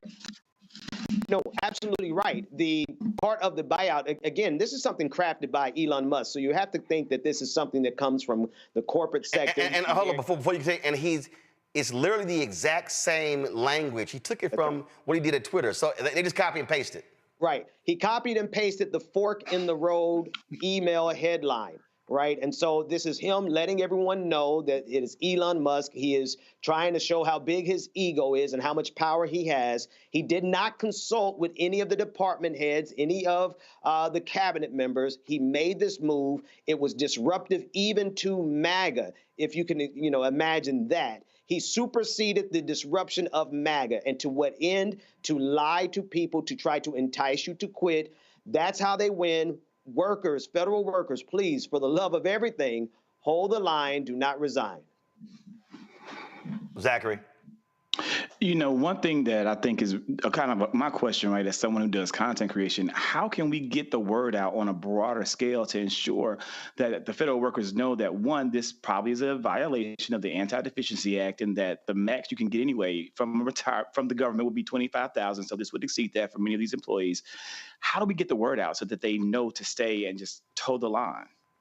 No, absolutely. We have to get the word out one by one. We can't, there's no platform big enough that's going to come in and save us. So we need every content creator, every person in a text thread with your family, even some folks you haven't talked to in a while, anyone that you know from high school or college or your church that might be a federal worker. We need to reach them as individuals. We need everyone to do their part. The other thing is, I'm honestly, as I'm looking at the live audience with Brother Roland tonight, we need everyone in the live audience to go and recruit 5 more people to come and sit and listen to the wealth of knowledge that's happening here. It doesn't matter how much content we create if we don't get eyes on that content. So we need to get 100,000 Black folks watching Roland Martin every night. That's how we get the word out. Michael. Pastor Ben Dixon, can you talk about exactly what a civil service employee is and how that differs from an appointee? Yes. And how does this play into this whole buyout? How does this play into Schedule F employees, which is part of Project 2025, and eliminating about 50,000 at least employees and replacing them with Trump loyalists? Absolutely. Thank you so much for that very important question, because civil employees, civil workers are actually advanced based on merit, test taking, qualifying, expertise, they go through the mill. Any federal worker would tell you they worked and gave their life, everything they could to get to the position that they are in, versus MAGA, a bunch of incompetent, cave-dwelling troglodytes who don't believe in science, who don't believe in truth. They don't believe in anything but servitude to Donald Trump. We guarantee, we know without a shadow of a doubt, if these federal workers resign, they will be replaced by people who are incompetent, incapable, and ideologues. All right, thank you. Matt. One more question, Pastor Ben. So my understanding is under President Clinton, there was some version of federal workers being asked to leave. I don't know all the contours of that, but if you would please let us know, is there any precedent for this? And if so, how was it done legally there, so we can contrast to what we're seeing, the illegal, actions going on now? Not at this scale and not in this magnitude in terms of who's doing it. Elon Musk, the request goes against most of the policy, which requires a 30-day notice in any case with federal workers. That's the baseline, not to mention whatever the unions have. On top of that, there are layers to this being done. However, if they could just get everyone to quit, then they don't have to go through those layers. And so how would it absolutely look? Actually, one second. I actually have the answer here. So a fact check was done on this here. And go to my iPad. Did Clinton set the precedent for mass federal workers? Trump fans say his plan for federal worker buyouts is not new. In the early 1990s, Bill Clinton See, I want y'all to hear this. This is the operative phrase. Bill Clinton signed an act allowing $25,000 buyouts for federal workers. That was passed by Congress. And that's right here. Under Clinton, the government offered mass buyouts. But there's a key difference with what's happening under Donald Trump. A bipartisan Congress overwhelmingly approved Clinton's program following months of review. That's the difference. There it is. That's the difference, because this is being headed up by Elon Musk. He has taken his prerogative, he's taken his ego, his pride, and his platform, and has decided that this is what the United States of America is going to do, as opposed to Congress passing legislation. All right, then. Again, folks, we want you to, is the graphic on all your pages, and I'll put on my Instagram page? Yes, it's across all of social media at this point. We need just everyone to get this image, send it to people in real life that you know, call, text them. Federal workers do not resign. Absolutely, because again, if you voluntarily take the buyout, you're also putting in jeopardy your legal status. So and I'm sure Matt, being a lawyer, will tell anybody, you want to protect every legal opportunity that you have. You don't want to take that buyout. Don't even get near it. And I need people to understand. I know Christopher Wray and these other people, they resign. Y'all, I'm just going to tell y'all this here. When I worked at a radio station, KRLD in Dallas, Jack Hines was a news director, and so Jack wanted me to resign. Hell no, I ain't resigning. So somebody came to me and said, Roland, I don't understand. I mean, they're trying to force you out. I said, you never quit because you can't file for unemployment insurance. That's right. I said, you let them fire you. Y'all, getting fired today ain't the same as it was 30, 40 years ago. I don't give a damn. Let them fire you. That's right. Then you have a better legal standing. Then the unions can file lawsuits on your behalf. What you don't do, you don't voluntarily quit. That's right. You don't Thank do you it. so much. All right, Ben, I appreciate it. Thanks a lot. Thank you, man. Thank you. Going to a break, we come back. Y'all, they lost their minds on CNN when a sister talked about being the lowest paid despite all her degrees. Now MAGA's coming after Ashley Allison. Y'all know I got to educate these fools on the reality of systemic racism. That's next on Roland Martin Unfiltered on the Black Star Network. Don't forget, support our work. Join our Bring the Funk fan club. You want to contribute via Cash App. This is the QR code for Stripe. To do so, if you're listening, go to theblackstarnetwork.com. Folks, you can also see your checking money order. P.O. Box 57196, Washington, D.C. 2003 7-0196. PayPal is R Martin Unfiltered. Venmo is RM Unfiltered. Zelle, Roland at RolandSMartin.com. Roland at RolandMartinUnfiltered.com. We'll be right back. Hello, I'm Isaac Hayes III, founder and CEO of Fanbase. And right now, we're accepting investors in our $17 million round to revolutionize the future of social media. Today, for just $399, you can own 60 shares of stock in Fanbase at $665 a share. Go to startengine.com/fanbase and invest today. While the big platforms have grown too massive and disconnected from their users, Fanbase is building a platform where creators and users truly come first. We've already raised $4.8 million from everyday investors who believe in this vision, and now you can join them. This is your chance to invest in a social media tech company with over 1 million users that is disrupting media by allowing anyone to reach all of their following and monetize their content from day one. The market is changing, big platforms are failing to serve their users, and Fanbase is stepping up to fill the gap. Don't wait until it's too late. Invest now. Invest for yourself and your future. Go to startengine.com/fanbase and own the future of social media.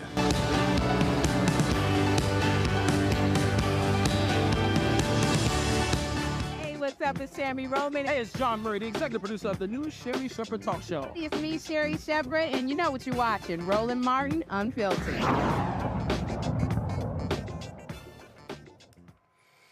So on CNN, they had a hot conversation dealing with the issue of DEI, other thoughts, and Ashley Allison, who was a commentator on the network, you know what? She went back and forth with him, talking about her experience in the workplace. MAGA is really upset with what she had to say. Watch this. People that they like to be around. Do you think they like to hire the also best people for the job? But I also think around the idea of diversity. No, Donald Trump hired all of his friends. But I want to go back to people that are in his cabinet right now. You know, because you are a smart man. I know you know this. Why don't you understand how political appointments work? I don't understand. It's not about, but this is, can we just go beyond, can we just go beyond the cabinet? Because, yes, the president gets to pick whoever he wants, and the Senate is now for the Republicans, and I would have hoped that some of them would have had more profiles and courage, but they didn't, and they actually put people in that I do believe in your party you have more qualified people who could be in that cabinet. I'd like to think that, but that's not what they chose. Secretary of Defense. That's not what they chose, so go for it. The issue in this country right now is we live in different realities. That's right. I live in a reality where I know I do not have the same opportunity as you. I know I don't. And you know and that I know too. what, Scott? I got it. And you know that. Let me just tell you about me. I'm gonna let you finish, but I want to answer this. I'm not talking about how you feel. I'm talking about how I feel. Me, a black woman in this country. But not in this city. And I will run. And if you want me I'm a New Yorker, not in this city. You cannot say that. You can't say that in this city. I'm not talking about New York. I'm talking about actually right here. I got a law degree, a master's, and 2 bachelors. Probably more education than all of y'all added up together at this table, Fine right? by me. And I have always been the least paid person on payroll at every institution I have worked in. And it's not Even in the White House? Even in the White House. Well, whose fault is that? I don't think you worked for George W. or Trump. Well, guess what happened when I was there? DEI. Scott. Look. I'm head Scott. Look, you're my friend. I respect you tremendously. I think you're probably the smartest operative in the Democratic Party, and they should listen to you more. That's number one. Number two, you and I share a comparable background. We're both from the Midwest. We both come from middle-class families, lower middle-class families maybe. I actually think we share a lot of similarities in our journey. But I think you made it, and you are the most respected voice often at every room or every table you're in, not because of anything other than your talent and your work ethic. And that's all anybody ever is asking for, is for people with talent and work ethic to make it. And that's what I see in you. That's how I see you. But let me tell you something about my story and my family's story, is that we have faced discrimination. I have faced discrimination. I just said I was the least paid person, even in this moment sometimes, to my counterparts. It is just the reality of the country we live in. And I'm not saying, I do believe I'm qualified. I know I'm qualified. You won't ever tell me I'm not qualified. But the system that I live in doesn't matter about my qualifications. All right. See right there. And that's the key. See, you heard Scott. Oh, my God, you're great. You're wonderful. I think you're so talented. It's about hard work and your knowledge. She's like, dumbass, you didn't hear what I said. I'm talking about the money. I'm talking about being grossly underpaid. See, this is what the right wing does. And see, remember, Pence and Trump last time, systemic racism. I don't believe in it. They want to deny it. It reminds me when I was on Patrick Bet-David's podcast. I had to school his ass. When it came to racism and housing. And if y'all want to see, now first of all, his ass ain't even from here. He from Iran. He ain't even from here. He tried to say in an interview, why don't I go back to the neighborhood I grew up in? Why don't your ass go back to the country your ass from and fix that? Watch this. I just want y'all to understand how these people are nuts. Are you familiar with Palmdale? I'm gonna need you to be drug tested. Seriously. Yeah. Do you even know today? We've done the stories in Florida. When somebody's black selling their house, the appraisers will come in and literally give them a value $100,000 to $300,000 less because they're black. You know that that's actually happened, right? You'll take one story and say that. Oh my God! On how many occasions has that happened? That Are you serious? Do you think a message like okay? Why don't you go ahead and Google? Why don't you go ahead and Google? How many times has that happened? No, I believe it's happened, but how many times has that happened? The New York Times literally just did a story talking about the systemic racism that exists within housing appraisals. This is a fundamental problem. I'm trying to see you're living in a different reality. What progress are you making by saying that? What progress? So what you're doing? I'm trying to end that. Okay. Do you know how inherent? Okay, hold on. You said you're Middle Eastern, right? You're trying to. Hold on. You said you're Middle Eastern, right? I am. Yes. How would you feel? How would you feel? Yes. If you're selling your home, you've got a home that you know, right? And you put upgrades in it, and you know your home is worth $500,000. Yeah. And somebody comes into your home, and they see your photos, right? And they see your family, and then they go back and they go $350,000. You go, what the hell? So you tell that story. Wait, one second. To get people to be convinced that that's happening. It's actually out of 1,000 appraisals. Oh my God. Out of 1,000 appraisals, how many times does that happen? Out of 1,000 appraisals, how many times does that happen? You want to pull that up?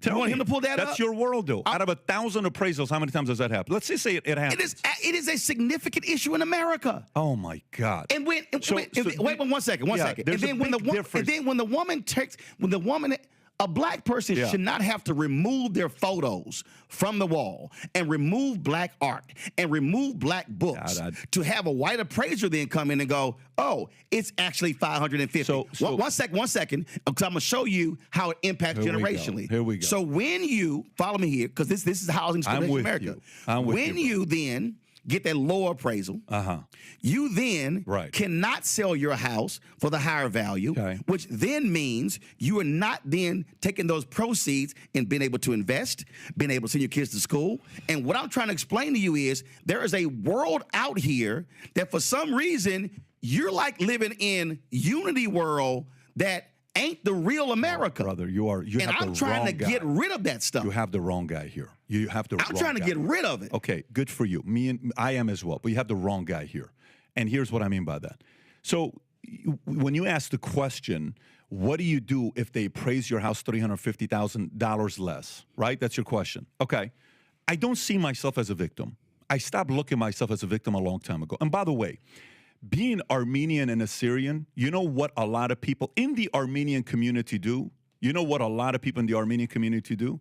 They sell victimhood mentality. I'm raised with that, which is the statement of mechka. I know you don't know what the word mechka means. Mechka means, oh, poor Roland, oh, poor PBD.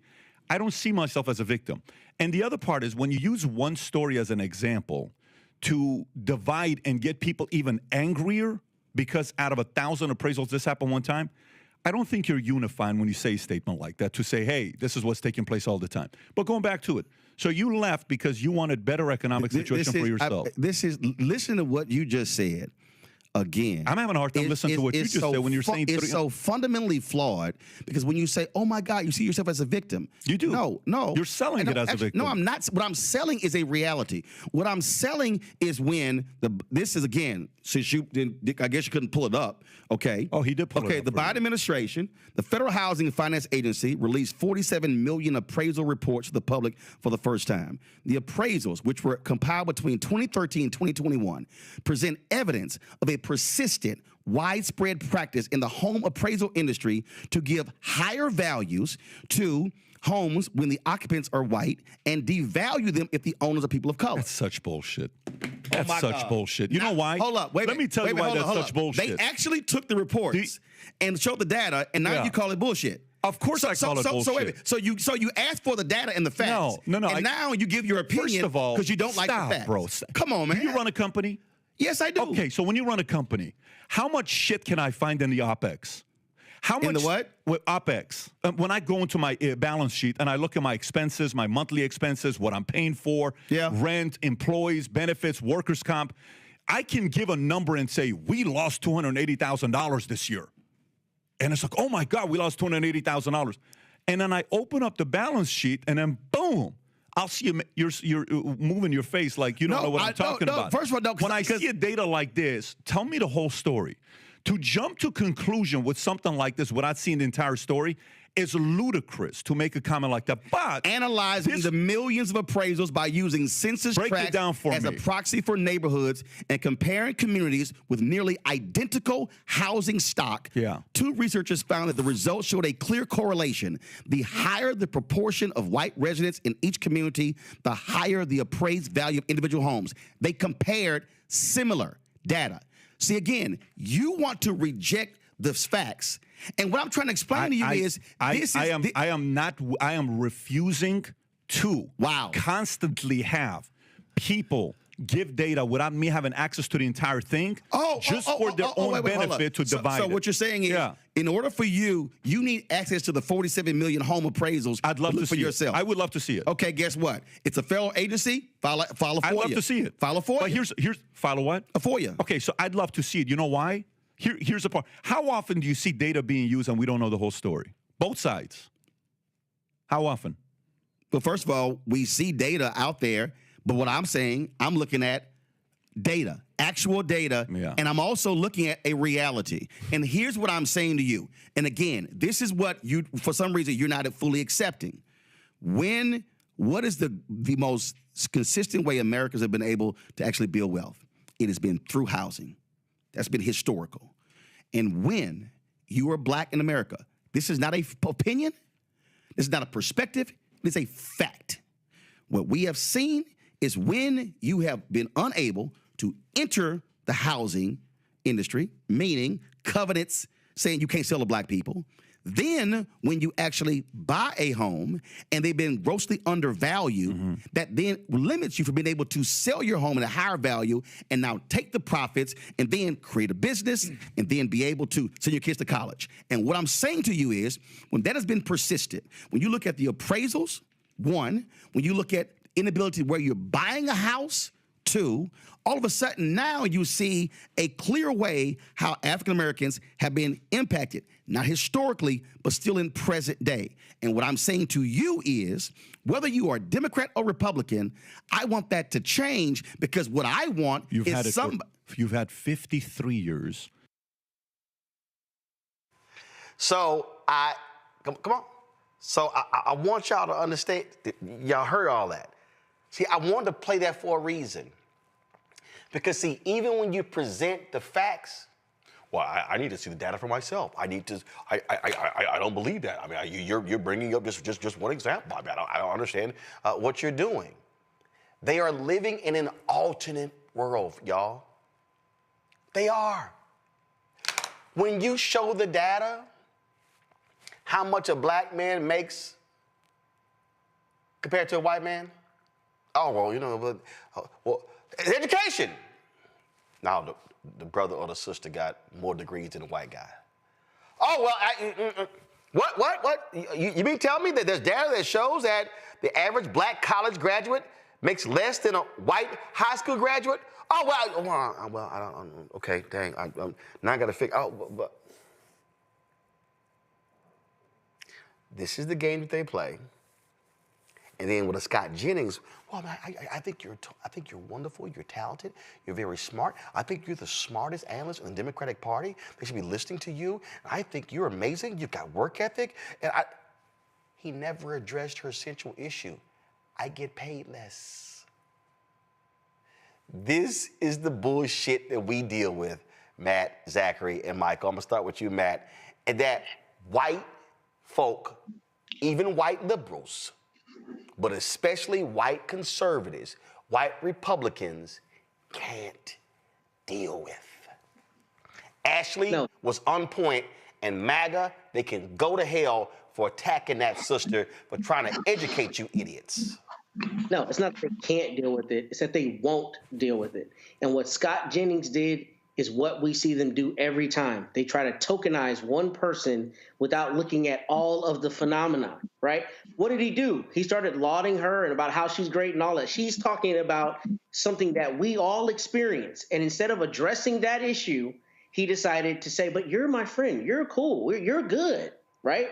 We are not judged on an individual person. We're judged across how our people are treated.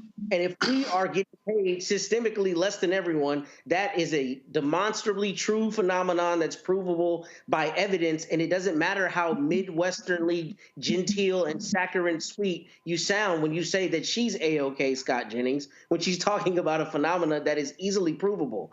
It's not that they won't or they can't deal with it. It's that they won't deal with it. And to that particular that they won't deal with it, Michael, here's Frank Luntz trying to white mansplain how folks in my focus group, they just don't want to hear these things because you make them feel bad. Listen. These people, I focus group them, and they are really, really tired of being accused of either racism or sexism because they voted for Donald Trump. And it's one of the reasons why so many of them did. I sat on this stage with you and got chewed out when I suggested there's a better language to reach out to voters, that the Harris campaign is missing what they're looking for. And I say the same thing here. Americans just want to be Americans, not hyphenated Americans, not female Americans, Black Americans, Jewish Americans. They just want to be Americans. How do you think it makes people feel, Black people, women, any person who has immutable characteristics about themselves, to be told every time that something happens that because they exist in a particular role, it is their fault? How does it make them feel? How does it make people feel when they're told that they're a racist? No. I mean, answer. But answer my question. I am, because these are predetermined considerations. But no. You're telling me I'm calling. Do you want an answer? Well, you're not answering my question. You're telling me. Yes, I'm trying to. You were telling me that your response is in bad faith. I mean, what she is saying is something you're not responding to because it doesn't address why Donald Trump immediately went to DEI as an explanation without any evidence whatsoever for what looks to be an inexcusable and certainly a very devastating and tragic plane and helicopter crash a couple of days ago. And instead, you pivot to talk about how terrible it is that some people who voted for Donald Trump are being called racist and sexist. You're refusing to grapple with. It was actually a 10-minute segment, and there's no way in hell I was going to play all 10 minutes because, I mean, that bullshit gets on my nerves. But, Michael, this is the fact. White folks in this country, especially white conservatives, oh, my God, you're saying these things to them, and we're Americans, and we're not hyphenated, all this sort of stuff. Well, they don't like hearing bad news. That's why in this country, we've always had to soften our tone, change it, because we gotta talk about these things to make white people comfortable, to make them not, no, but that's not me. That's why DeSantis and the Republicans changed the law in Florida, where if you bring up sensitive historical facts, and if a white person feels uncomfortable in the classroom, then the conversation has to stop because I'm uncomfortable. I feel like I'm being attacked because of the Scottsboro boys. feel like I'm being attacked because 4 little girls were bombed in a Birmingham church. I feel like I'm being attacked because Black people were beaten and killed. I feel like I'm being attacked because white people lynched Black soldiers in their uniforms. I'm being attacked because we literally had an institution called slavery where we debased, dehumanized, and murdered and subjugated people of African descent. And so, therefore, since I feel attacked, we can't talk about it. We can't mention it. We can't talk about it. And so, oh, I'm sorry, we can't talk about how Black women, you're being grossly underpaid, but you got multiple degrees. We can't talk about the Black people in corporate America who train the white people who then get promoted, but the Black person who's far more qualified never gets actually promoted. No, we actually can't talk about those things because, Michael, it makes them uncomfortable. Well, you're going to stay uncomfortable when I speak. So not only multiple degrees, but more student loan debt. And part of Project 2025 is to eliminate student loan forgiveness. Okay, and so you're not going to have the student loan forgiveness under the Biden-Harris administration you're not going to have that under the Trump administration that you had under the Biden-Harris administration. But the comments here about Scott Jennings, and I can't stand Scott Jennings. I can't. I see him sometimes on CNN, but what he did was he does what Republicans and Black Republicans always do when they are backed into a corner. They never focus on the pattern. They always make it an isolated incident. This comes straight out of the Republican playbook, okay? So he talked about, he's basically saying you're one of the good ones. That's what he said. Yep. He didn't want to deal with the fact that Black women make 69 cents on the dollar that the average white male makes, and it takes the average Black woman 20 months to make the same amount of money that the average white male made the previous 12 months. And that accumulates over 40-year working lifetime, 40-year working career, almost $1 million in lost earnings that African-American women lose out on. That's because of racism. Racism is a system of advantage and privilege distributed based upon race. And this is why Black women's equal pay day exists. It happens in August. So when you look at the facts on this, and CNBC.com has an article, Black women make nearly $1 million less than white men during their careers. This is from August 3rd, 2021. Go deal with the facts on this. So, and this is dealing with economics. They don't want to deal with economics because the whole purpose of racism was to maldistribute wealth, power, and resources into the hands of Europeans. And they are reconsolidating that in this whole backlash that we see, the attack on DEI, rescinding affirmative action. This is countersetting the racial reckoning that took place after the death of George Floyd. And they said, we're done with this. Donald Trump is back in office, and they are putting in place Project 2025. Hashtag we tried to tell you. Zachary. They are feeling bad because they feel guilt. And the guilt hurts. The guilt hurts. It's what their ancestors did to our ancestors, and it's what they are doing currently to us and to people like Ashley Allison, who is one of the most gifted and talented journalists that we are blessed to have on our television screens. Not only is she a phenomenal journalistic personality and voice, but she is an entrepreneur who is fighting and combating misinformation and disinformation in the Black and Brown communities through Watering Hole Media. I'm a huge fan of Ashley, not of CNN, I prefer, Roland Martin, Unfiltered, and Black Star Network any day of the week. Everything that Michael said, I once again want to reiterate, hands down, this is all laid out in Project 2025. If you would have read it, if you would have just, or not read it, look at all of the content that was being pushed out all across social media platforms about this, you would have seen that the plan is to not only take away opportunities for minorities to go to college, but to take away that funding, to take away Pell Grants, to take away student loans. All of that's in the pipeline and probably going to come down on us so that we will be able to, or be forced back into the Black jobs. They don't want us in the C-suites. They don't want to see our faces in the workplace. They don't want us represented. They want us in those fields working what they determine to be our Black jobs. And we have to do all that we can to educate our people and encourage our community to fight back through the available means to ensure that that day doesn't happen. We have earned our place. Where we are, what we have earned it. We have over-earned it. We are oftentimes, just like Ashley said, underpaid, undersupported, and underfunded, continuously and consistently. DEI didn't give us any advantages. All it did was give us due consideration. DEI did not give us any advantages. All it gave us was due consideration. The reality, what's this? What does it say, Matt? I don't see color, Roland. I don't see color. How often do you hear that? Oh yeah, which is first of all, I don't see color. Yes, you do. Yes, you do. You see color, and you think I'm the Black that's acceptable. I'm okay, right? You're the one that's all right, Matt. Doesn't matter how we treat the rest of them. You're okay. That's exactly what you saw Scott Jennings do. You're the Black I'm okay with, Ashley. That's what we're seeing. And that's the whole trick of the colorblind society. Dr. King wasn't fighting for a colorblind society. He was trying to dismantle white supremacy and racism. He was very proud to be black. He talked about that before. He said be black and proud.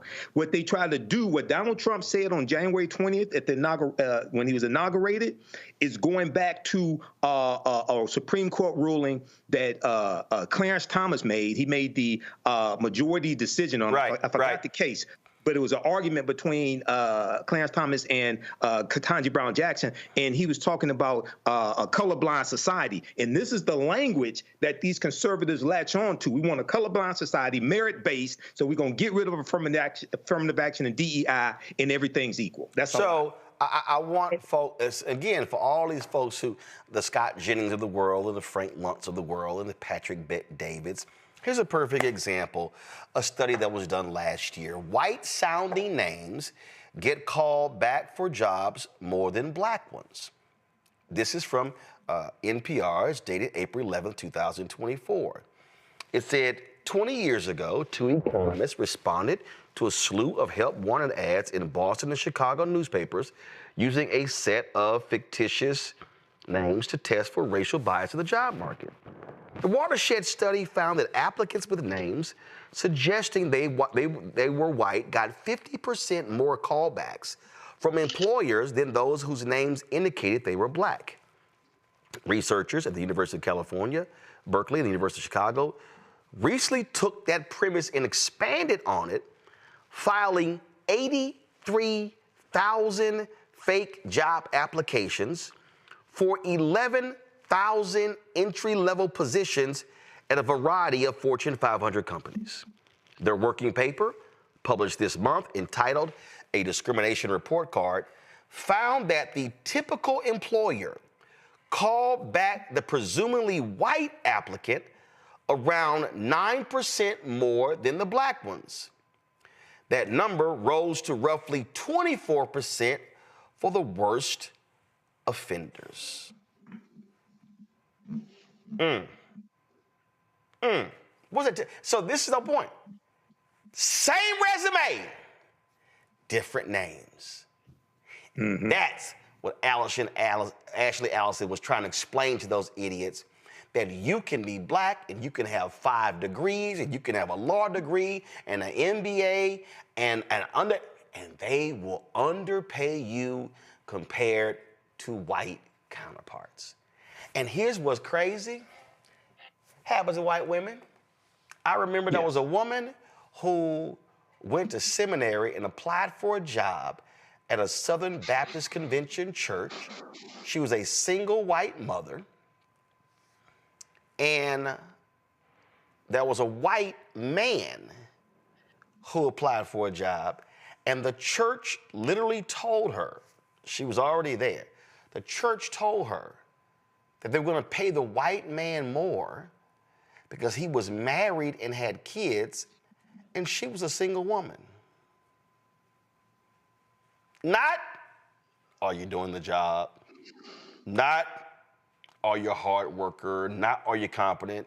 No, he's a man with kids and a wife, and you're single, so you don't actually need as much money as he does. Those folks don't want to hear that. And what Frank Luntz, of all people, let me be real clear, this is the same Frank Luntz who, through his focus groups, focus-tested racial language. Frank Luntz, frankly, should never be on any cable network because Frank Luntz is part of the problem with today's politics. And he's actually talked about it in the past. It was his focus groups. How do we craft certain language that will get these white Republican voters to support or oppose certain things? He's part of the problem. And so when he sits there and goes, well, in my focus group, they're tired of being, that's just toxic language. They're tired of being called those names. Let me just say this real quick. If you are a Donald Trump voter and you're MAGA Republican, and you're tired of being called racist and being called sexist, why don't you stop supporting racists and sexists? What a novel concept. Sonia Massey's family has reached a multi-million-dollar settlement with an Illinois county following her fatal shooting by a white sheriff's deputy in 2024 after extensive confidential discussions between county attorneys and Massey's family lawyers. Sangamon County officials negotiated a $10 million settlement through mediation. The 36-year-old Massey was shot and killed in her home near Springfield on July 6th of last year. Sangamon County Sheriff's Deputy Sean Grayson and other sheriff's deputies responded to a call about a possible prowler at her home. She called. Grayson shot Massey when she checked on a pot of boiling water in her kitchen while saying, "I rebuke you in the name of Jesus." Grayson has been fired from the Sheriff's Department and is facing first-degree murder charges in connection with the shooting of Massey. He remains in jail but is contesting his detention in court as he awaits trial. Folks, let's go to our Black and Missing for today.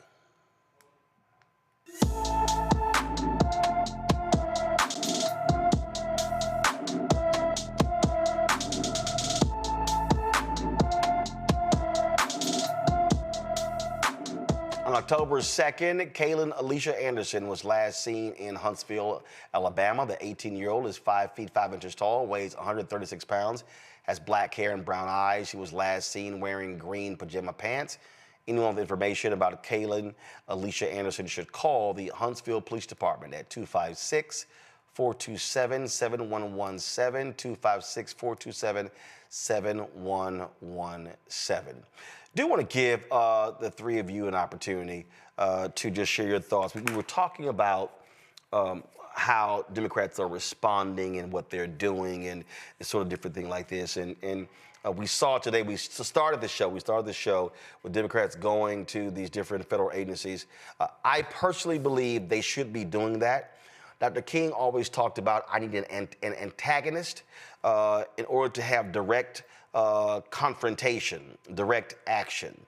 And so I think it's important for the nation, the world to see how Donald Trump and his co-president Elon Musk are refusing to allow members of Congress into these federal buildings. Those things should be shown. And so I just think that, and also from a messaging standpoint, when you see what Congresswoman Jasmine Crockett is doing, Congresswoman Summer Lee, the reality is they have limited power to take certain actions.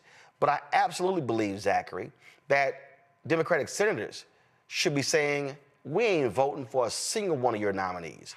They should be saying, we're going to put a block on considering any of these names. They had more than 15 hours of filibustering to stop the OPM, the budget director from being confirmed. He eventually got confirmed, but they should be using every single tactic to shut the GOP down as best they can. Hands down, the fact that Senator Marco Rubio was confirmed with 99 votes, almost every Democrat voted in favor of him, when we have not seen that kind of bipartisan support in decades, astounds me. That for me was my actual aha moment, wake up call, where, you know what, instead of calling it an aha moment, I call it an oh no moment. And that's when I decided to look, I hate to say it publicly, way more critically at Chuck Schumer and his role as a leader. And he's completely kind of proven his lack of spine and that he really is that spineless Democrat, and how he has been responding to this moment. This is a moment that the American people need Democrats to step up in the exact same way that we have been seeing Representative Jasmine Crockett do, in the exact same way that we've seen Maxwell Frost do for Gen Z. We need to see our senators do the exact same thing. And for Chuck Schumer to be the leader, the Democratic leader in the Senate, and to be unable to understand this moment, it really does. It's disappointing. There was something that Karen Swisher said. Kara Swisher. Give me 1 second. I'm going to pull this up. And I really think this is important, Matt. And we've talked about it on this show numerous times. But this is her on CNN, and she talked about normalizing. Listen to this.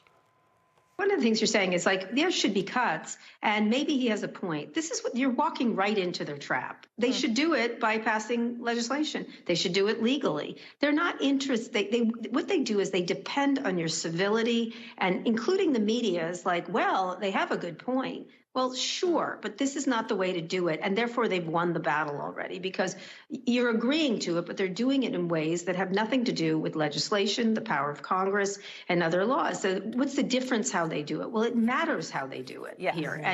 And that's why they're running over you, because nobody's stopping them and saying, this is just nonsense. And let me just say, the last thing is they distract with other things, whether it's DEI with plane crashes, everything else. Well, they're doing that. So over here, they're doing the actual thing, which is the actual destruction that you can't take back. And what they're also doing is they are playing on the media and others in terms of, you know what? They are, like, matter of fact, listen to this. There should be cuts, and maybe he has a point. This is what you're walking right into their trap. They should do it by passing legislation. They should do it legally. They're not interested. What they do is they depend on your civility, and including the media is like, well, they have a good point. Well, sure, but this is not the way to do it, and therefore they've won the battle already. Right there. They depend on your civility. That's the mistake the Democrats keep making. They're playing institutionalists. We're going to be civil. And they're like, yo, we're going to be gangster.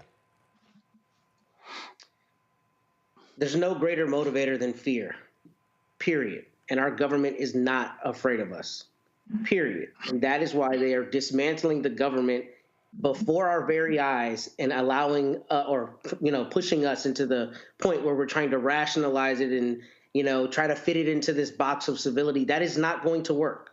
It's not going to work. Now, don't get me wrong. I'm not calling for anarchy, but I don't understand how we as 334 million Americans are being held hostage by two dudes. I sent Carol an article from Wired, and the article says the United States is not a startup. And that's what Elon Musk is trying to do. He's trying to run this like a private business, whatever they say. What is it? Run fast and break things, or whatever the little saying is, right? It's not a startup. This is the United States government. So when we're talking about, various agencies being dismantled that affect essential services that people rely upon, like that's the thing that I don't understand from the standpoint of, even if you're a Republican, even if you're a fan of small government, the idea that the government is being dismantled, just the basic essential services are going to be dismantled, extraordinarily concerning to everyone across the political aisles. Right? Theoretically, you can be a person who is a conservative, but who does not like the idea that the Constitution is being run roughshod by people who don't even have, an obligation because they're elected. Elon Musk, folks are not elected. They're tech oligarchs. And the problem is this government is going to be, completely eradicated down to the studs, just like this article says. They're going to rebuild it in their image in the way that is advantageous to them. And in the meantime, we're going to sit and debate every finer, granular issue of political strategy on how to approach it within the normal confines when they are not playing the normal game, right? It's like the kid, when you play a game with the kid and they just refuse to abide by the rules and they do whatever they want, they declare themselves the winner. You either don't play with that kid, or if you end up having to give them the smoke, you give them the smoke. That's where we are. We cannot use the same mechanisms we normally use. And, I know I sound a little Don Quixote-ish, but I have no other way to say it beyond we are having two different realities. There's a reality where they are going in and looting the government, and we're sitting around hoping that they stop doing it. I don't understand how two dudes are holding an entire country hostage. I don't understand how there are not hundreds of thousands of people outside 1600 Pennsylvania demanding different action. Frankly, I don't see how we as a society allow this to continue happening. Well, and maybe there's something I'm not considering, but look, they voted for this crap. Look, again, it ain't like, Michael, as we keep saying, it ain't like they didn't tell us. They told us, but And then he denied it. Well, I don't know anything about. I know nothing about Project 25. I don't know anything about that. Whatever. And again, and so that's why you see these people. Well, we didn't think he was going to go this far. And here's the deal. Listen, unlike last time, ain't no third term. So there's no, oh, I can do whatever. Y'all can't do nothing to me. And by the way, y'all impeached me twice, and Republicans didn't convict me at all. So I'm good. When you give somebody that kind of power, a fool like this, he don't believe in lines. He believe in obliterating lines. Forget crossing lines, going to the edge. Nah, he like, yo, I'm about to hop, skip, jump, parachute, bungee jump the fuck over these lines. Yeah, it's so much here. It's the one of the biggest difference between 2016 and 2024 is that in 2016, Donald Trump did not think he was going to win. So there was no plan. There was no plan in place. And he didn't surround himself with as many loyalists back then as he has now. He learned from that. And in the 3.5 years, they put together Project 2025. They've been planning this. They've been looking at the weaknesses in the system, okay, and how to take this over. This is how Elon Musk takes over the Treasury, and nobody saw it coming. And then you have the legal analysts saying, well, he can't do this with the 14th Amendment. He can't do this with an executive order. They said, damn this, we're going to take it. And then now you come try to take it from us. Now, Democrats keep bringing a butter knife to a political street fight and wonder why they get their asses kicked. Okay, so the fight that we've seen taking place the past few days, that has to continue. House Minority Leader Hakeem Jeffries is saying that they're ready. They're threatening to. Democrats are threatening to shut the government down in the House. Coming up to the March 14th funding deadline to stop Elon Musk. He put out a 10-point plan this week. So they have to continue and intensify this. And also, the masses of people can't just put pressure on Democrats. You got to put pressure on these weak-ass, punk-ass Republicans who are derelict in their duties as well. Because if you don't, what you do is you give Republicans a pass. If Republicans don't feel any pressure from any people who they represent, they'll just keep on doing it, okay? And people, this past Wednesday, you had 50 protests around the country, many of them at state capitals. They had the 50-51, 50 protests, 50 states, one day. That was organized by Indivisible. Yeah. So a lot of people are downloading that document again like they did in 2016 and organizing as well. But this has to intensify. But, this is what we warn people about. Yep. And this stuff is happening faster than a lot of us thought it was going to happen. Well, again, and folks, go ahead, Matt. You know what's going to happen on the 4th of July? They're going to start talking about how this country was taken from tyranny by the American founders and how we should laud them and lionize them again, right? That is our core American ethos, that annually, July 4th, what do? We go out and talk about how they took this country from King George and they planted their flag. How are we allowing a tyrannical dictator who says he's going to be a dictator on day one, who will probably be talking about a third term sooner than later? I'm sorry, Roland, I disagree with you on that. I think that's absolutely what's coming, unless he's too old to continue on in the office. And we are acting like we're not at that point in terms of our democracy, our purported democracy. The idea that there are not people in the streets, like, you cannot just take the government from us, I don't understand. I really don't. And I don't know if it's just fear of discomfort. I don't know if it's fear of reprisal. But I know that 334 million is more than 2 mathematically. And how we have not become, pushed to action in a greater sense, I cannot understand it. Well, I don't think we have any political, normal mechanism to fight back. And that's why. But that's why I don't want to hear that shit. I'm tired. I mean, it's tough. No, this ain't the moment to be tired. Real quick, Trump has revoked President Joe Biden's security clearance. He said, quote, Joe, you're fired. And then this idiot has appointed himself chairman of the board of the Kennedy Center. He's fired all of the board members, even though he actually can't do that. But again, he thinks he's a king. That's what happens. Right. Gentlemen, I appreciate it.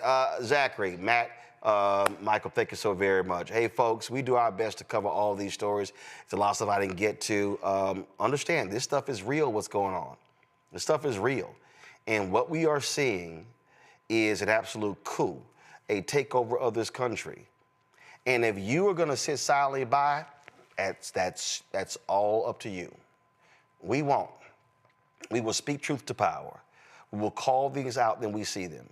We will show you what the facts are and what needs to happen. But your support is critical for us to be able to do that.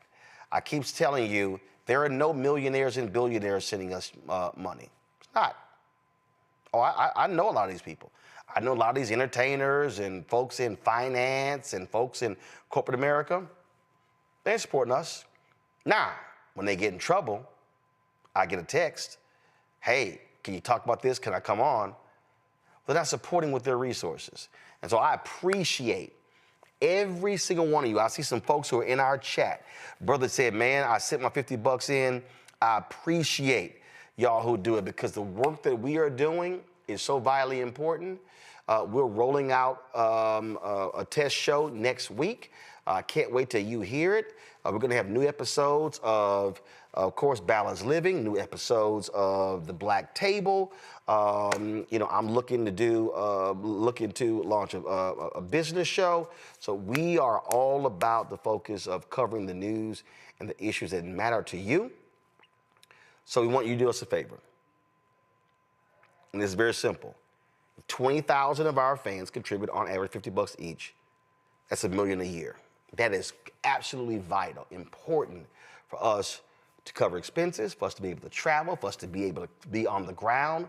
Because listen, I'm not trying to sit behind this desk or sit over there every single night. No, we know we're gonna have to be out there covering the stories, going to cities and towns across this country like we've done over the last 6 years. So your dollars absolutely make that possible. So if you want to give via Cash App, remember Cash App has closed down all of our accounts because they changed their rules when it came to the type of companies. You can only have an LLC. Well, we are an Inc. So we're not an LLC, and so that's why we had to shut those down. But of course, we figured out a way around that. If you want to give us via Cash App, use the Stripe app. The QR code is right there. Very easy and simple to use.